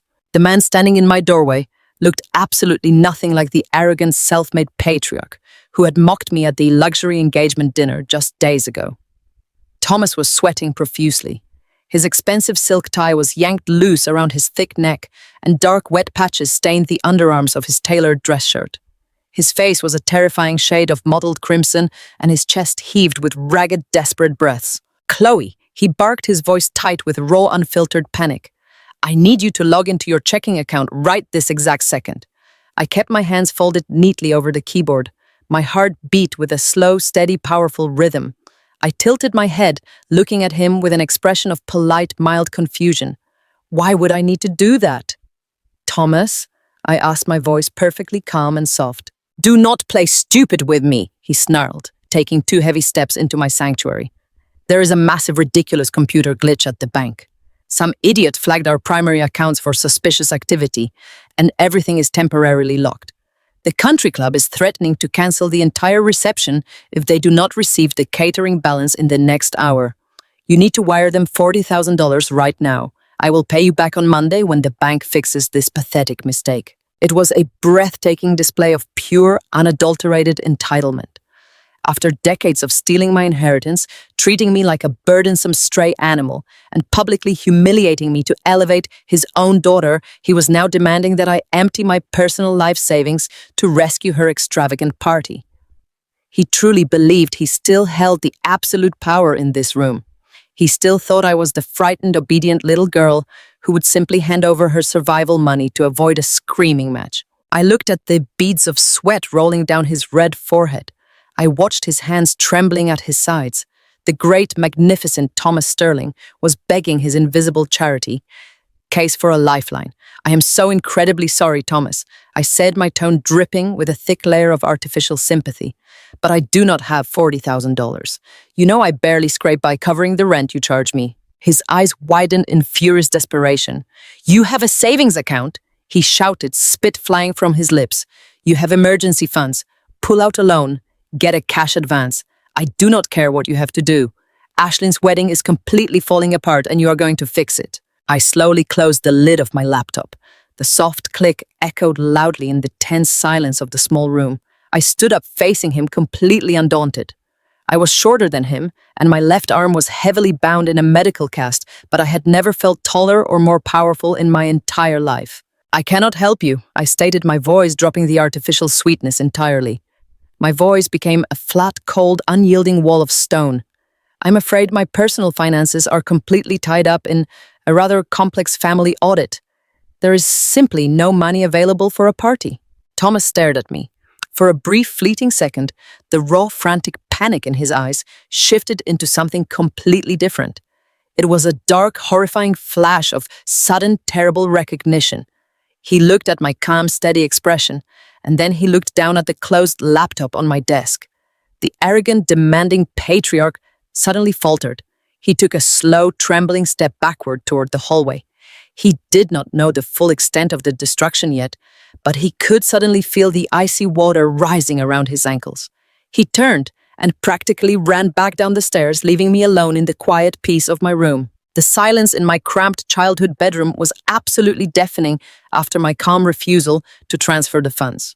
Thomas stood in the doorway, his chest heaving, his face twisting from panic into a mask of pure, unadulterated rage.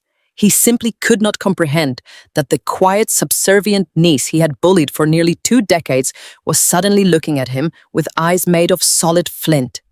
The power dynamic had violently shifted, and his fragile ego could not process the immediate rejection.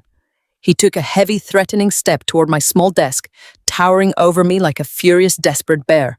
I remained perfectly seated, my uninjured hand resting casually in the pocket of my oversized cardigan.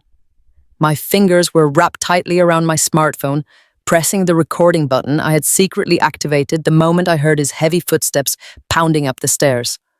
I knew exactly how his explosive temper worked, and I was entirely prepared to capture every single second of it. "What did you just say to me?" he whispered, his voice vibrating with a dangerous, venomous edge. "You are refusing to help your own family when we are on the verge of total ruin." I looked up at him, my expression completely devoid of the fear he was so desperately trying to provoke in me. "I am telling you that my personal accounts are frozen." I repeated, my tone mild and infuriatingly polite. It seems the bank flagged some highly unusual activity regarding a rather massive home equity line of credit taken out against my condominium. I simply cannot access a single cent until the federal investigators clear up the error. The color drained entirely from his face, only to be replaced by a dark mottled purple. He completely lost whatever shred of sanity and self-control he was still holding on to. He slammed his heavy fist down onto my wooden desk, making my laptop bounce and the floorboards shudder. "Error!" He roared, his voice echoing violently off the thin walls of my room. "You think that was an error? You ungrateful, wretched little girl. You think you earned that condominium. You think you own anything in this world. You owe us every single breath you take." He was sweating profusely now, spit flying from his lips as his towering narcissism finally overrode his basic survival instincts. He lost all sense of caution, screaming at the top of his lungs, giving me exactly what I needed. "I forged those loan documents because that money belongs to me," he screamed, the sound reverberating through the entire second floor. "We took you in when you were a pathetic, broken orphan. We fed you, we housed you, we tolerated your miserable, depressing existence for 20 long years. That equity line was payment for our incredible sacrifice. You are absolutely nothing without me, and I will take whatever I want from you whenever I want it." I did not flinch. I did not shrink back or lower my gaze. I sat there absorbing the pure, unfiltered venom of the man who had stolen my life, and I let my hidden phone capture every single syllable in crystal clear, high-definition audio. It was the ultimate, irrefutable confession. He had just explicitly admitted to major identity theft and massive bank fraud on a recorded device. The final nail in his federal coffin had been hammered in by his own arrogant mouth. I waited a few seconds, letting his heavy, ragged breathing fill the tense silence of the room. Then I slowly stood up. I did not say a word to him. I simply turned my back on his furious, towering frame and walked over to my small, narrow closet. I reached up and pulled down a single black overnight duffel bag. My movements were calm, methodical, and completely unbothered by the screaming man behind me. I unzipped the canvas bag and began carefully folding a few essential items of clothing. I packed a pair of dark slacks, a clean white blouse, my minimal daily toiletries, and the secure lockbox containing my birth certificate and passport. I did not pack any of the cheap clearance rack clothes Brenda had bought me over the years. I did not pack the pathetic little trinkets they had given me to simulate affection. I only took what was fundamentally and undeniably mine. Thomas stood paralyzed in the center of the room, watching me pack with a look of utter, absolute bewilderment. He had expected me to cry. He had expected me to beg for his forgiveness and scramble to fix his problems. He had absolutely no protocol for a woman who simply ignored his existence. "Where do you think you are going?" he demanded, his voice dropping from a furious roar to a confused, sputtered whisper. I zipped the duffel bag shut with a sharp, decisive motion. I slung the heavy canvas strap over my uninjured shoulder and picked up my work tablet. I walked right past him, not even bothering to offer a single glance in his direction. The hallway felt incredibly narrow as I descended the wooden staircase, but with every step I took, the heavy, suffocating atmosphere of that toxic house seemed to dissolve behind me. I was finally walking away from the prison they had built for me. When I reached the bottom step, I found Brenda waiting in the grand foyer. She looked completely unhinged. Her meticulously styled hair was messy, and her hands were clutching a crumpled wedding catering invoice. She glared at my overnight bag, her eyes narrowing with vicious, malicious spite. She was practically vibrating with the immense stress of the declined credit cards and the rapidly collapsing wedding arrangements. "Where are you going?" she hissed, stepping directly into my path to block the front door. We are in the middle of a massive financial crisis, and you are walking out like a selfish coward. I stopped adjusting the heavy strap on my shoulder. I looked at the woman who had spent my entire life trying to make me feel small and insignificant. I am going to stay in a hotel, Brenda. I said, my voice smooth and perfectly detached. It seems things are a bit too chaotic here for my medical recovery. Brenda let out a harsh, mocking laugh that sounded exactly like tearing metal. If you walk out that door right now, she snarled, pointing a shaking manicured finger directly at my face. Do not even bother showing up to the wedding. You will be entirely cut off from this family forever. Do you understand me? I looked at her desperate, hateful expression and felt a genuine, radiant smile break across my face. I thought about the massive federal indictments currently sitting on a prosecutor's desk downtown. I thought about the total bank freeze that was slowly starving their fraudulent empire to death. I thought about the crystal clear audio recording currently sitting safely in my pocket. I stepped around her, reaching out to grasp the heavy brass handle of the front door.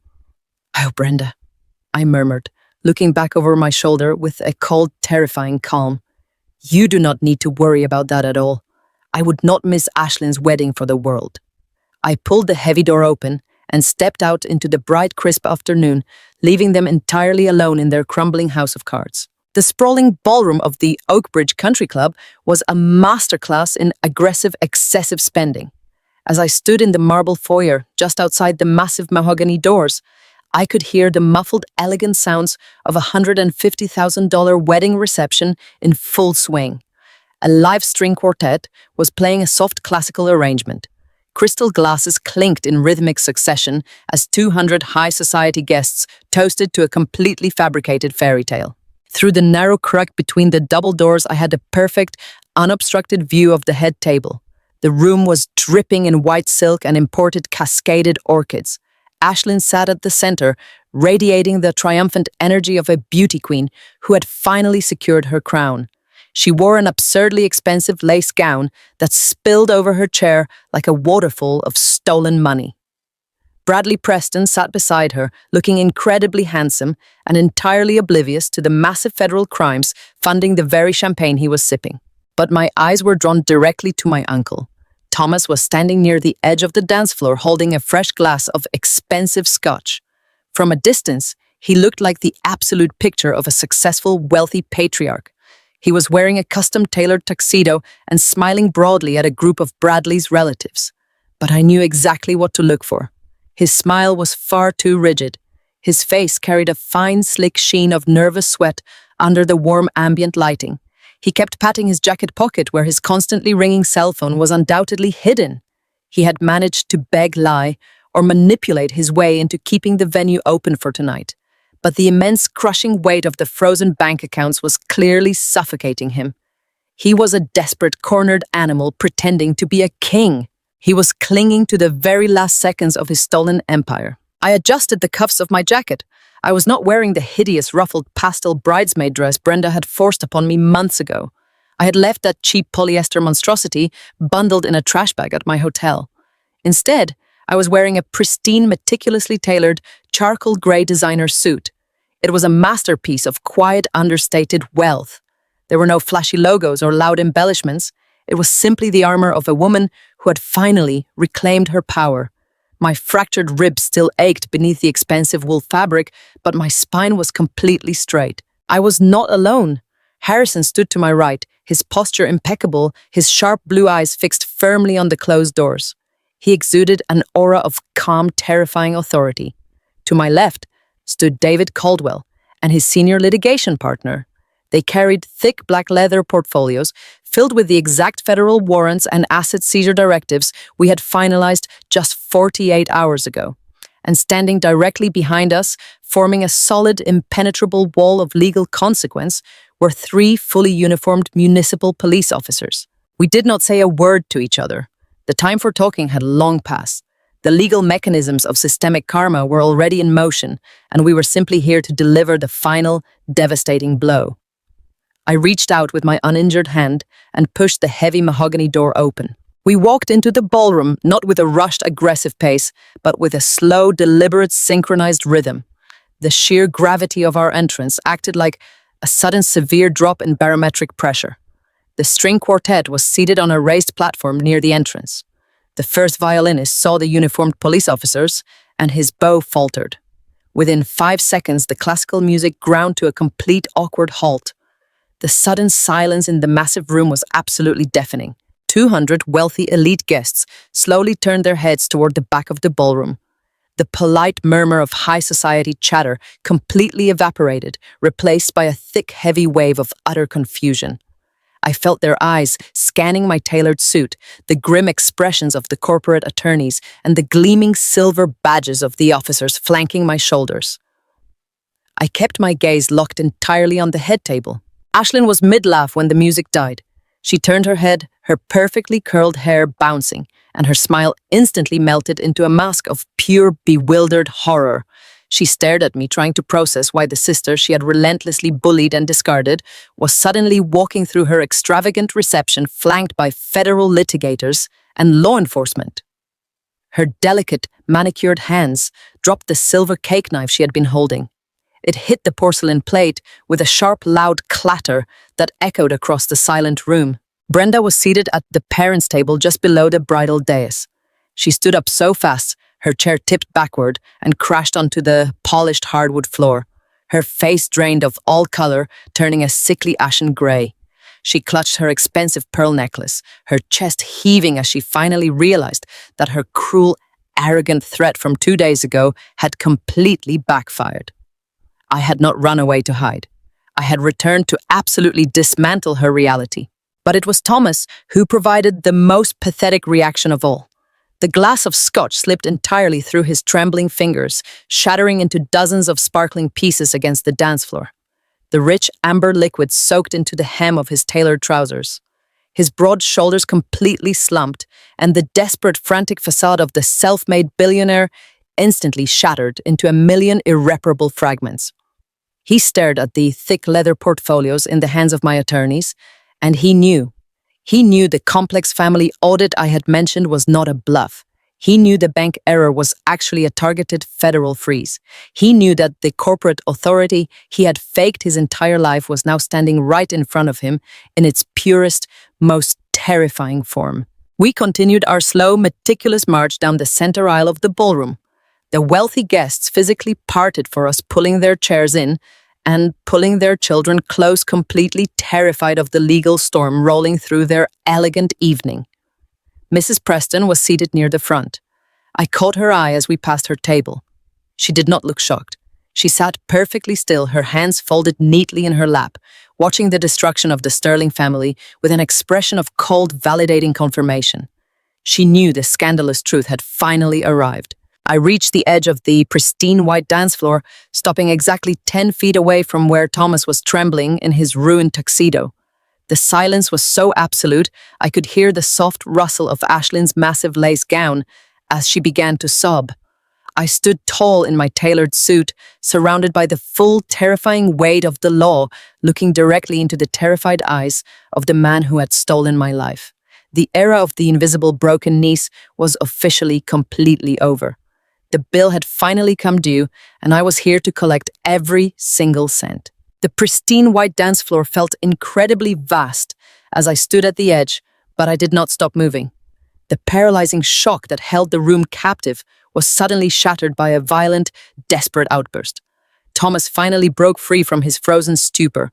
The sheer terror in his eyes morphed into a blind, raging panic. He realized exactly what was happening, and his crude survival instincts took completely over. He charged across the polished wood, his face twisted into a mask of pure desperation, his heavy dress shoes pounding loudly against the floorboards. "What do you think you are doing?" he bellowed, his voice cracking under the immense strain. "Get out of here right now. You are ruining my daughter's wedding." He lunged forward, raising his hand as if he meant to physically grab my shoulder and drag me out of the room by brute force. He never even made it within 3 feet of me. Harrison moved with a breathtaking, terrifying speed. He stepped smoothly in front of me, intercepting Thomas with the effortless grace of a man who had faced down actual corporate titans. Harrison did not raise his voice. He did not adopt a fighting stance. He simply stood there, a solid, immovable wall of tailored wool and pure generational authority. I strongly suggest you take a very large step backward, Thomas Harrison said. His voice was incredibly quiet, but it carried a lethal, chilling edge that stopped the charging man dead in his tracks. Unless, of course, you wish to add physical assault of a federal witness to your rapidly growing list of criminal charges, the officers behind me would be more than happy to oblige you right this second. Thomas staggered to a halt, his chest heaving. He looked past Harrison to the three uniformed officers whose hands were now resting casually near their utility belts. The remaining color completely drained from his flushed face. He realized he was utterly powerless. The physical intimidation he had used to control me for decades was completely useless against true established power. I did not even break my stride. I walked right around his trembling, paralyzed form and headed straight toward the elevated entertainment stage. The young man hired to manage the music was standing behind his soundboard, looking absolutely petrified.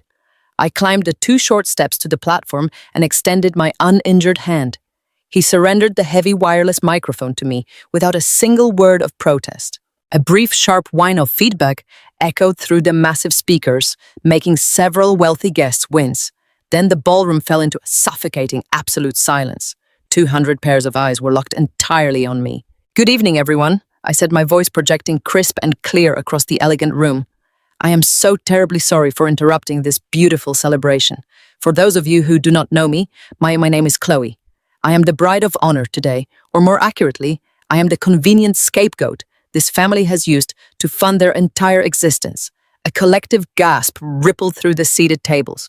I saw Mrs. Preston lean forward in her chair, her eyes narrowing with intense, focused attention. "You have all been invited here tonight to celebrate the Sterling family." I continued pacing my words with surgical precision. "You have listened to Thomas brag about his incredible business acumen. You have marveled at his immense generosity. But since we are gathered to witness a sacred union based on honesty, I think it is only fair that you know the actual truth. I think you deserve to know exactly who paid for the vintage champagne currently resting in your glasses and the imported orchids covering your tables." I looked directly at Ashlyn. She was shrinking back into her ornate bridal chair, her hands covering her mouth in pure shock. "For nearly 2 decades, my aunt and uncle have legally and financially portrayed me as an incapable, dependent charity case," I told the silent room. "They convinced an elite wealth management firm that I was a broken burden who desperately needed their constant supervision. They did this to silently siphon hundreds of thousands of dollars from a private maintenance trust established by my late biological grandfather. Every luxury car, every country club membership, every designer gown was purchased with money meant for my survival." The murmurs began to swell. Wealthy socialites exchanged horrified, disgusted glances. I saw Bradley Preston turn to look at his new bride with an expression of utter revulsion. "But that stolen trust fund was simply not enough to cover the astronomical cost of tonight," I said, my voice rising just slightly to cut through the whispers. "To pay for the incredibly expensive dress my sister is wearing right now, Thomas committed massive federal bank fraud. He forged my signature on a $200,000 home equity line of credit against my personal property.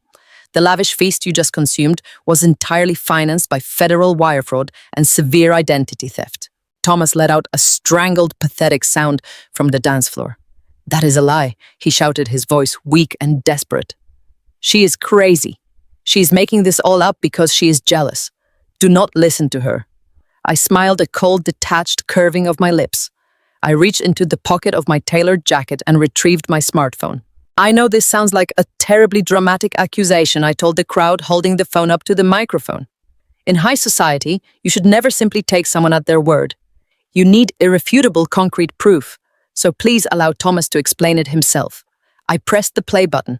I held the speaker directly against the microphone grill. The crystal-clear, high-definition audio of Thomas screaming in my childhood bedroom instantly filled the entire country club. His furious, booming voice echoed off the crystal chandeliers. "I forged those loan documents because that money belongs to me," the recording blared. "We took you in when you were a pathetic, broken orphan. That equity line was payment for our incredible sacrifice. You are absolutely nothing without me, and I will take whatever I want from you whenever I want it." The recording clicked off. The terrible, damning silence returned heavier and more destructive than before. The confession was absolute. There was no possible misinterpretation. There was no context that could possibly save him. I lowered the microphone and looked out at the completely devastated landscape of my family. Brenda was sobbing into her hands, hiding her face from the harsh, judging glares of her former friends. Ashlyn sat, frozen mascara tracking dark, ugly lines down her pale cheeks as her new husband slowly stood up and backed away from the head table. And Thomas simply stood on the empty dance floor, entirely broken, completely exposed, and completely ruined. I placed the microphone gently on the DJ table. I had finally delivered the ultimate truth. The heavy chains of my past were entirely shattered. The sharp metallic thud of the heavy microphone hitting the wooden table acted like a starting gun. The suffocating, stunned silence that had completely paralyzed the massive ballroom instantly shattered into an absolute catastrophic uproar. 200 high society guests erupted into a frantic frenzy of horrified whispers and outraged gasps. Heavy wooden chairs scraped violently against the polished hardwood floor as several wealthy socialites physically backed away from the head table, as if the entire Sterling family had suddenly contracted a highly contagious disease. The perfect, meticulously curated illusion of my aunt and uncle was completely dead. It lay in pieces on the white dance floor right next to the shattered glass of expensive scotch. I stood my ground, watching the magnificent destruction unfold, with a perfectly steady heart. My eyes naturally shifted toward the most powerful woman in the room. Eleanor Preston did not panic.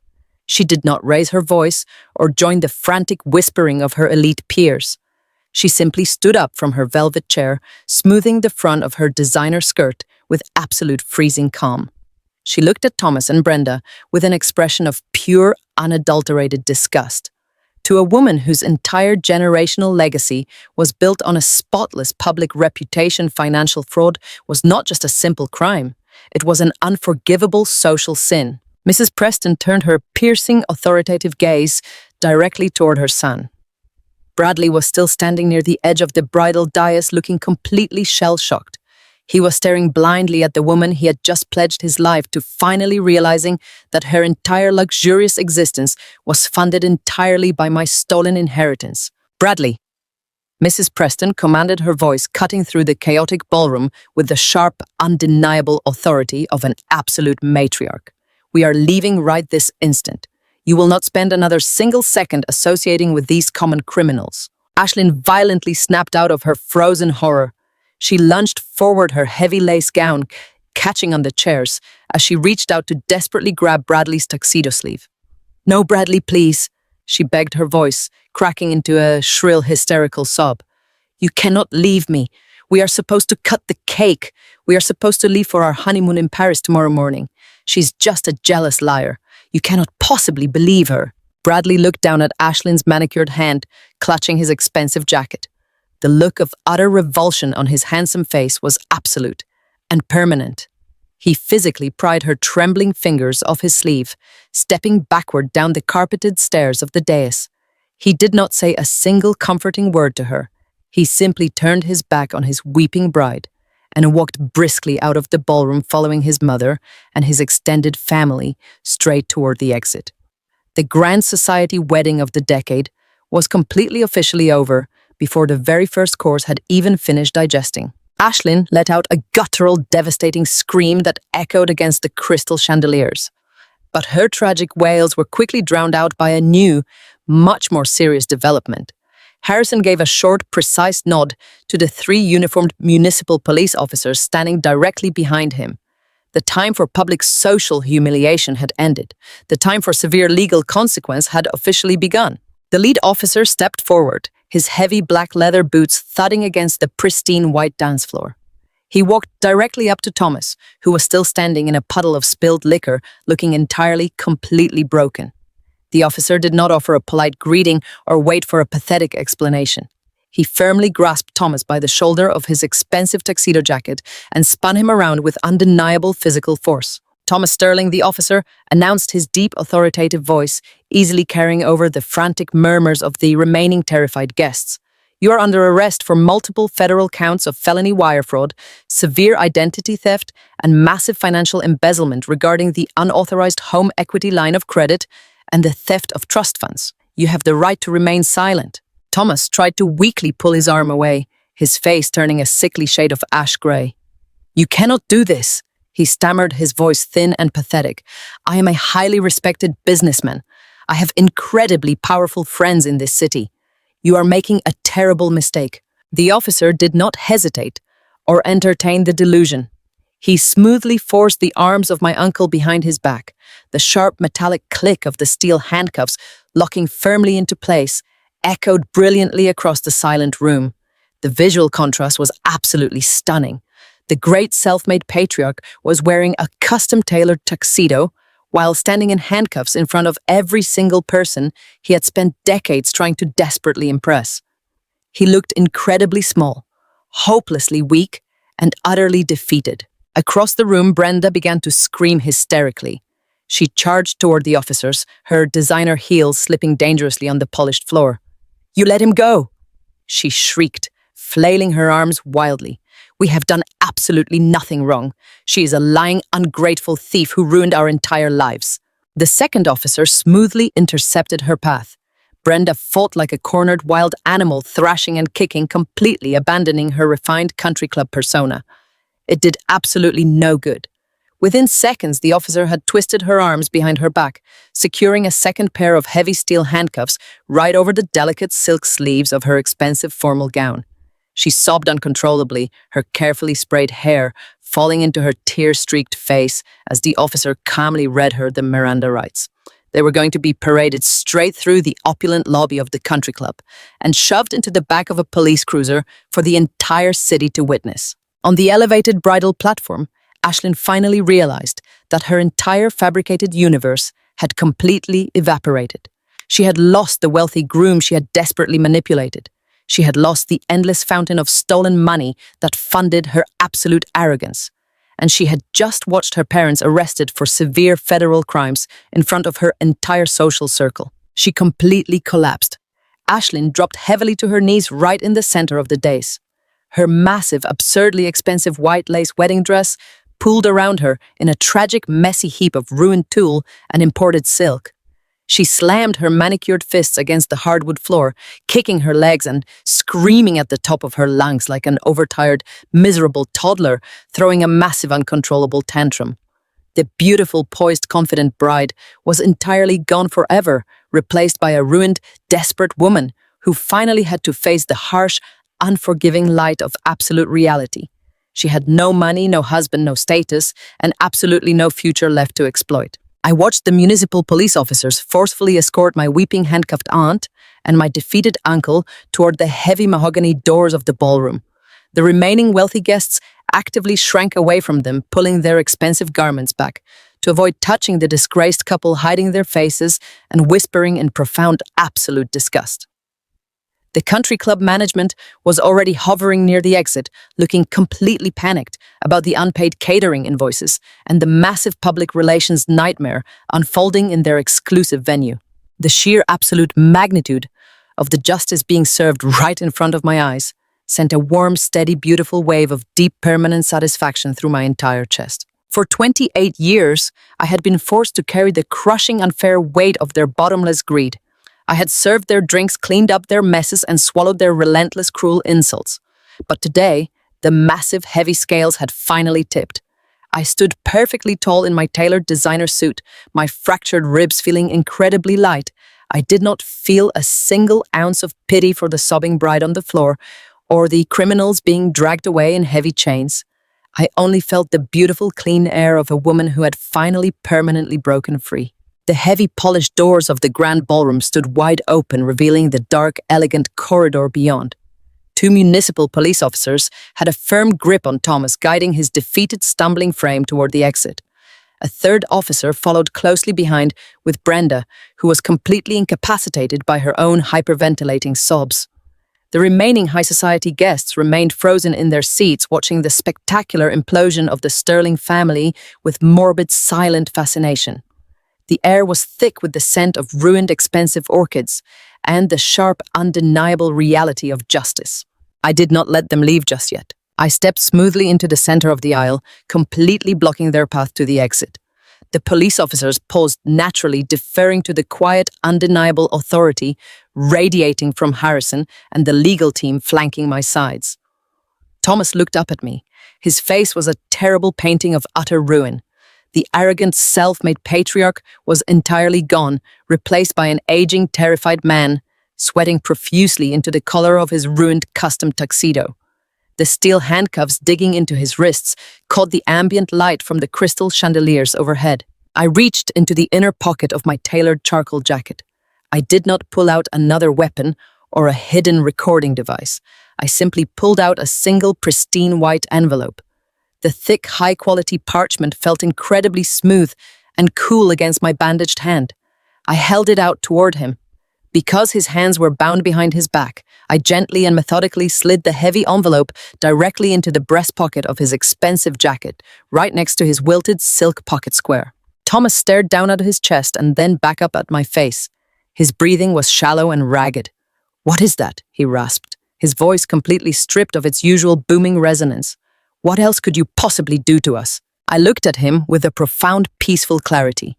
I thought about the tiny, unheated bedroom they had forced me to sleep in for over a decade, while they hosted lavish dinner parties downstairs. I thought about the endless chores, the constant belittling, and the beautiful, sprawling suburban estate they so proudly called their own. "You see, Thomas." I began, my voice ringing with a gentle surgical precision across the quiet room. Forensic accounting is a truly fascinating science. When David and his team began unraveling the massive web of wire fraud and embezzlement you constructed, they did not just stop at the last few years. They went all the way back to the very beginning. They went back 20 years, to the exact moment you assumed control of my grandfather's maintenance trust. Brenda stopped sobbing for a fraction of a second. She lifted her tear-streaked face, staring at me with sudden, fresh terror. I took a slow, comfortable step closer to my uncle. "Do you remember when you bought that beautiful 4-bedroom estate?" Thomas the Fur asked, letting the question hang in the heavy air. "You told the entire neighborhood that you had closed a massive, brilliant consulting deal. You told my mother before you threw me out that you had finally earned the life you deserved. But David found the original wire transfers. You did not buy that house with business profits. You completely drained the first major investment of my trust fund and routed it through a dummy corporate account to purchase that property in cash." I don't know. Thomas closed his eyes. A low, agonizing groan escaped the back of his throat. He knew exactly what that meant under federal law, but I wanted the entire room of his wealthy peers to hear it. "Because you used stolen trust assets to purchase the estate," I continued, my voice calm and perfectly steady. "The property was never legally yours. It has always been considered an active asset of the trust, a trust that now belongs entirely and exclusively to me." I gestured gracefully toward the white envelope resting in his pocket. "Early this morning, a federal judge officially reverted the deed of the property back to its rightful owner. That house was legally mine. The envelope in your pocket contains a formal, legally binding 3-day eviction notice." Brenda's knees completely buckled. The police officer holding her had to physically brace her arm to keep her from collapsing onto the white dance floor. She let out a horrific wailing sound, realizing the absolute totality of their destruction. "If you somehow manage to scrape together enough money for bail," I told them, looking back and forth between their pale, horrified faces, "you will have absolutely nowhere to go. You cannot return to the estate. The locks are already being changed by a private security firm. Your bank accounts are entirely frozen. Your credit cards are dead. You are utterly broke, completely homeless, and headed directly to a federal penitentiary." Thomas stared at me, his jaw trembling uncontrollably. "You are destroying us," he whispered, his voice breaking into a pathetic, dry sob. "We raised you. You are leaving us with absolutely nothing." I looked into his eyes and felt a magnificent healing warmth flood my entire chest. The frightened, vulnerable orphan girl was completely gone. "I am leaving you with exactly what you earned, Thomas," I replied softly. "Nothing more and nothing less." I took a graceful step back and nodded gently to the lead officer. The police resumed their march, guiding the weeping, ruined couple out of the grand ballroom and into the dark corridor. The heavy mahogany doors swung shut behind them, sealing them entirely out of the beautiful, luxurious world they had illegally occupied for so long. I stood in the center of the silent room, flanked by the men who had helped me reclaim my life.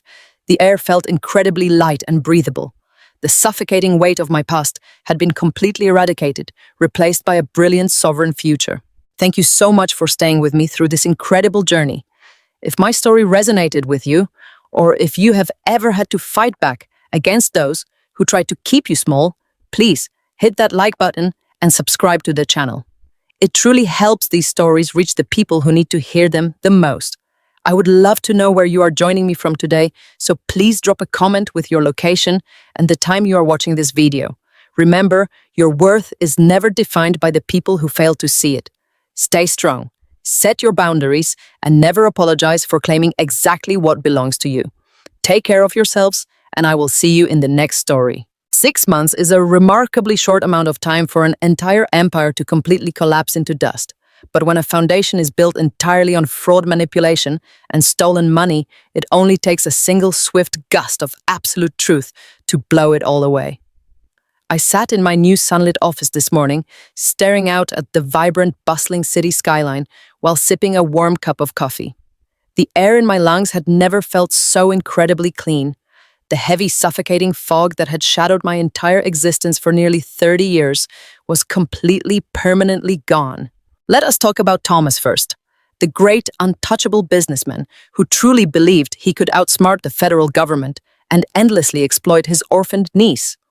His high-priced defense attorneys abandoned him the exact moment they realized the overwhelming depth of the evidence David Caldwell had compiled against him. The crystal-clear audio recording of his furious confession in my childhood bedroom was simply too damning to ever refute. Facing the terrifying prospect of a 20-year sentence for massive wire fraud and severe identity theft, Thomas did exactly what all bullies do when they are finally cornered by a force they cannot intimidate. He completely folded. Last Tuesday, I sat quietly in the back row of a cold, sterile federal courtroom and watched him formally accept a plea deal. He was wearing an ill-fitting orange jumpsuit that robbed him of every single ounce of his false dignity. He looked incredibly old and deeply pathetic. The stern federal judge sentenced him to 5 years in a maximum security penitentiary without any possibility of early parole. When the armed bailiff led him away, he did not even try to look back at me. His arrogant, booming voice was entirely gone forever, replaced by a hollow, broken silence. He will spend the next 5 years of his life in a tiny concrete cell, entirely stripped of his power and his stolen wealth. Brenda experienced a completely different kind of prison. Without my massive trust fund to silently siphon, and with all of Thomas' accounts aggressively seized to pay back the fraudulent loans, she was forced to declare total, undeniable bankruptcy.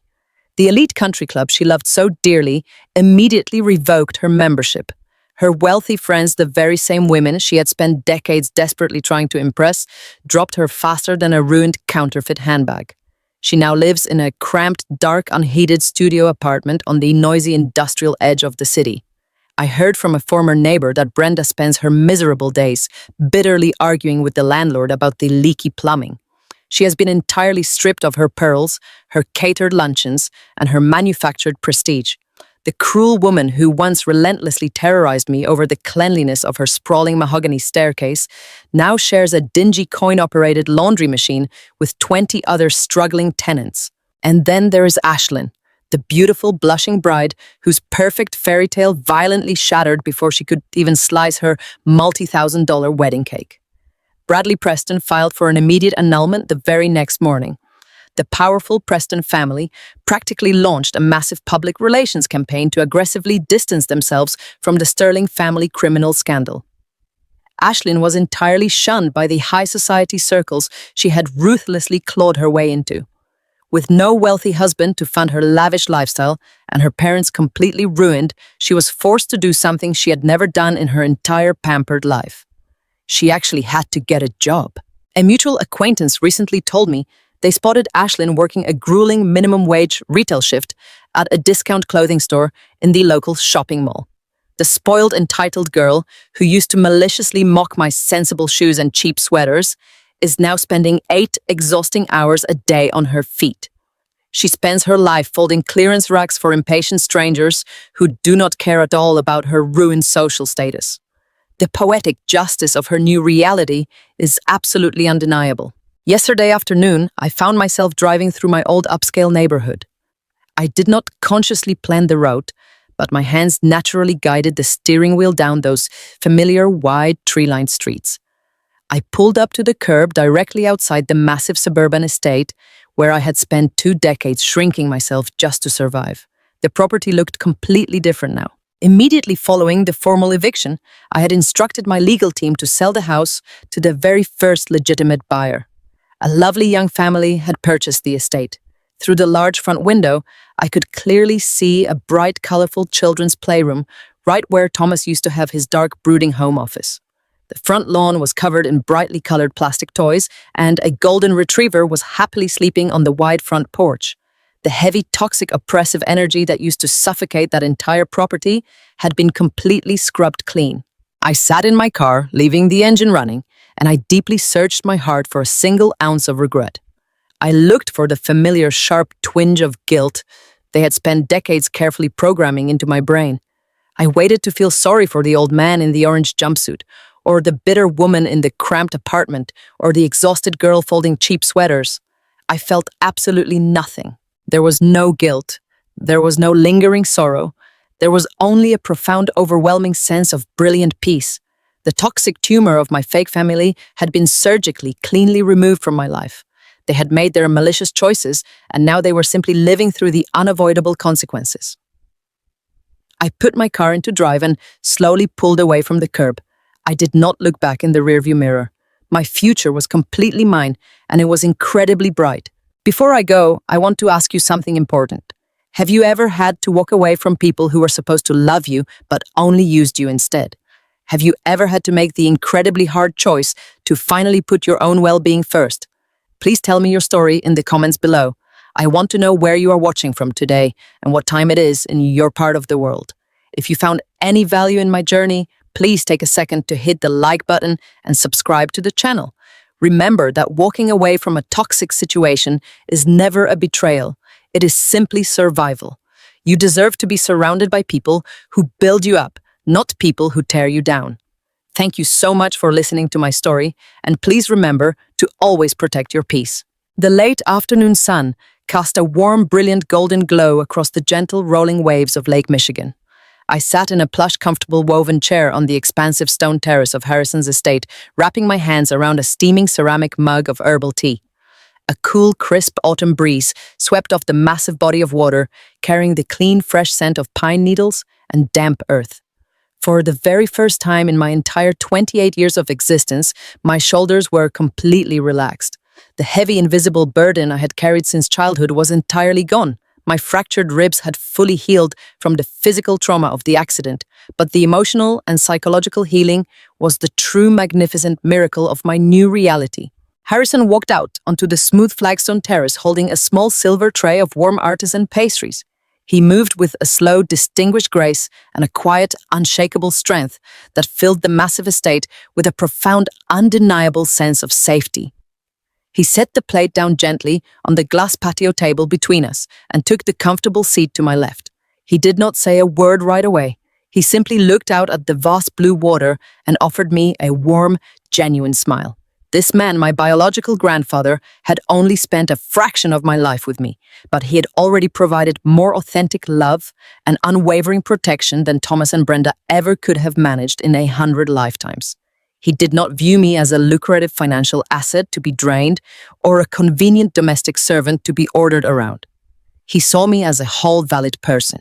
He saw me as his true blood family. Looking back at the absolute nightmare I had finally escaped, I realized the most insidious and destructive part of their abuse was never actually the stolen money. The money was just a symptom of their profound moral decay. The real crime, the true unforgivable violence, was the slow, calculated psychological manipulation they subjected me to every single day of my life. They had carefully and systematically programmed me to believe that family obligation meant infinite unconditional sacrifice.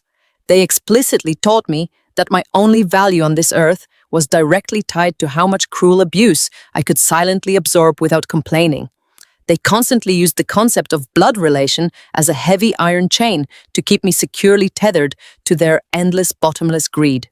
When you are raised as the designated family scapegoat, your entire reality is constantly being aggressively rewritten by the very people who are supposed to protect you. They actively convince you that your totally reasonable boundaries are actually acts of cruel, unforgivable selfishness.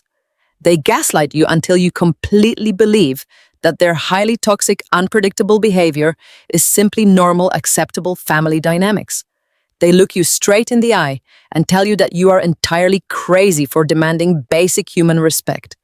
I had spent my entire youth desperately shrinking myself into a tiny, invisible box, just to keep the peace in a household that practically thrived on my quiet misery.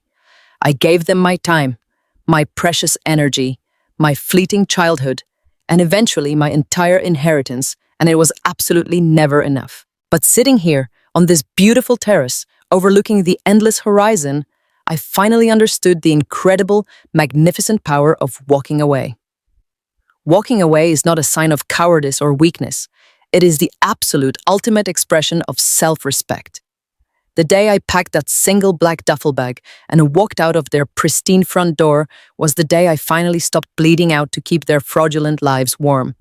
The moment I stopped accepting their fake, distorted reality, the entire foundation of their stolen empire instantly crumbled into dust. They had relied entirely on my conditioned silence to maintain their glorious affluent facade. Without my forced compliance, they were rapidly exposed as the empty, desperate, pathetic criminals they truly were. Harrison reached over and gently patted my hand, bringing me back from my deep, heavy thoughts. His bright blue eyes were incredibly kind and completely clear of any hidden agendas. He told me that the trust administrators had completely successfully secured the remainder of my grandfather's immense wealth. He explained that my new dedicated legal team was currently setting up a powerful charitable foundation in my name, specifically designed to help other young adults who were silent victims of severe financial guardianship abuse. We were actively taking the dark, terrible pain of my past and forging it into a bright, sharp weapon of protection for other vulnerable people. I was no longer a helpless victim trapped in a suburban nightmare. I was a strong, independent advocate. I was a victorious survivor with the immense sovereign power to write my own destiny. I took a long, slow sip of my tea, feeling the soothing, comforting warmth radiate through my entire chest. I looked out over the beautiful, sprawling grounds of the grand estate, admiring the towering ancient oak trees, the perfectly manicured, colorful gardens, and the peaceful, rippling lake stretching out to touch the clear sky. This was what real, genuine wealth actually looked like. It was not built on massive fraudulent bank loans, stolen property deeds, or the systemic emotional destruction of an innocent child. It was built on honesty, pure integrity, and mutual unconditional respect. I had successfully traded a terrifying prison of luxurious lies for a beautiful kingdom of absolute authentic truth. The air was so incredibly clear and pure out here. The oppressive, heavy, toxic fog of Thomas and Brenda's constant screaming, their relentless, absurd demands, their violent, terrifying entitlement. It all felt like a distant, fading, bad dream. They were securely locked away in their respective legal and financial miseries, actively facing the devastating, unavoidable consequences of their own malicious actions. They would never be able to touch me again. They would never be able to psychologically manipulate or financially ruin another vulnerable soul. The cancer of my fake family had been surgically perfectly removed, and the patient was finally brilliantly thriving in the glorious sunlight. If you are the scapegoat, the quiet one, the ATM for toxic people, hear me now. Blood does not give anyone the right to bleed you dry. Setting boundaries is not betrayal, it is survival. Have you ever had to cut off toxic family members to save yourself? Let me know in the comments. And if this story brought you peace, please hit that like button, subscribe, and tell me where and when you're watching. Until next time, remember your worth and never be afraid to take out the trash.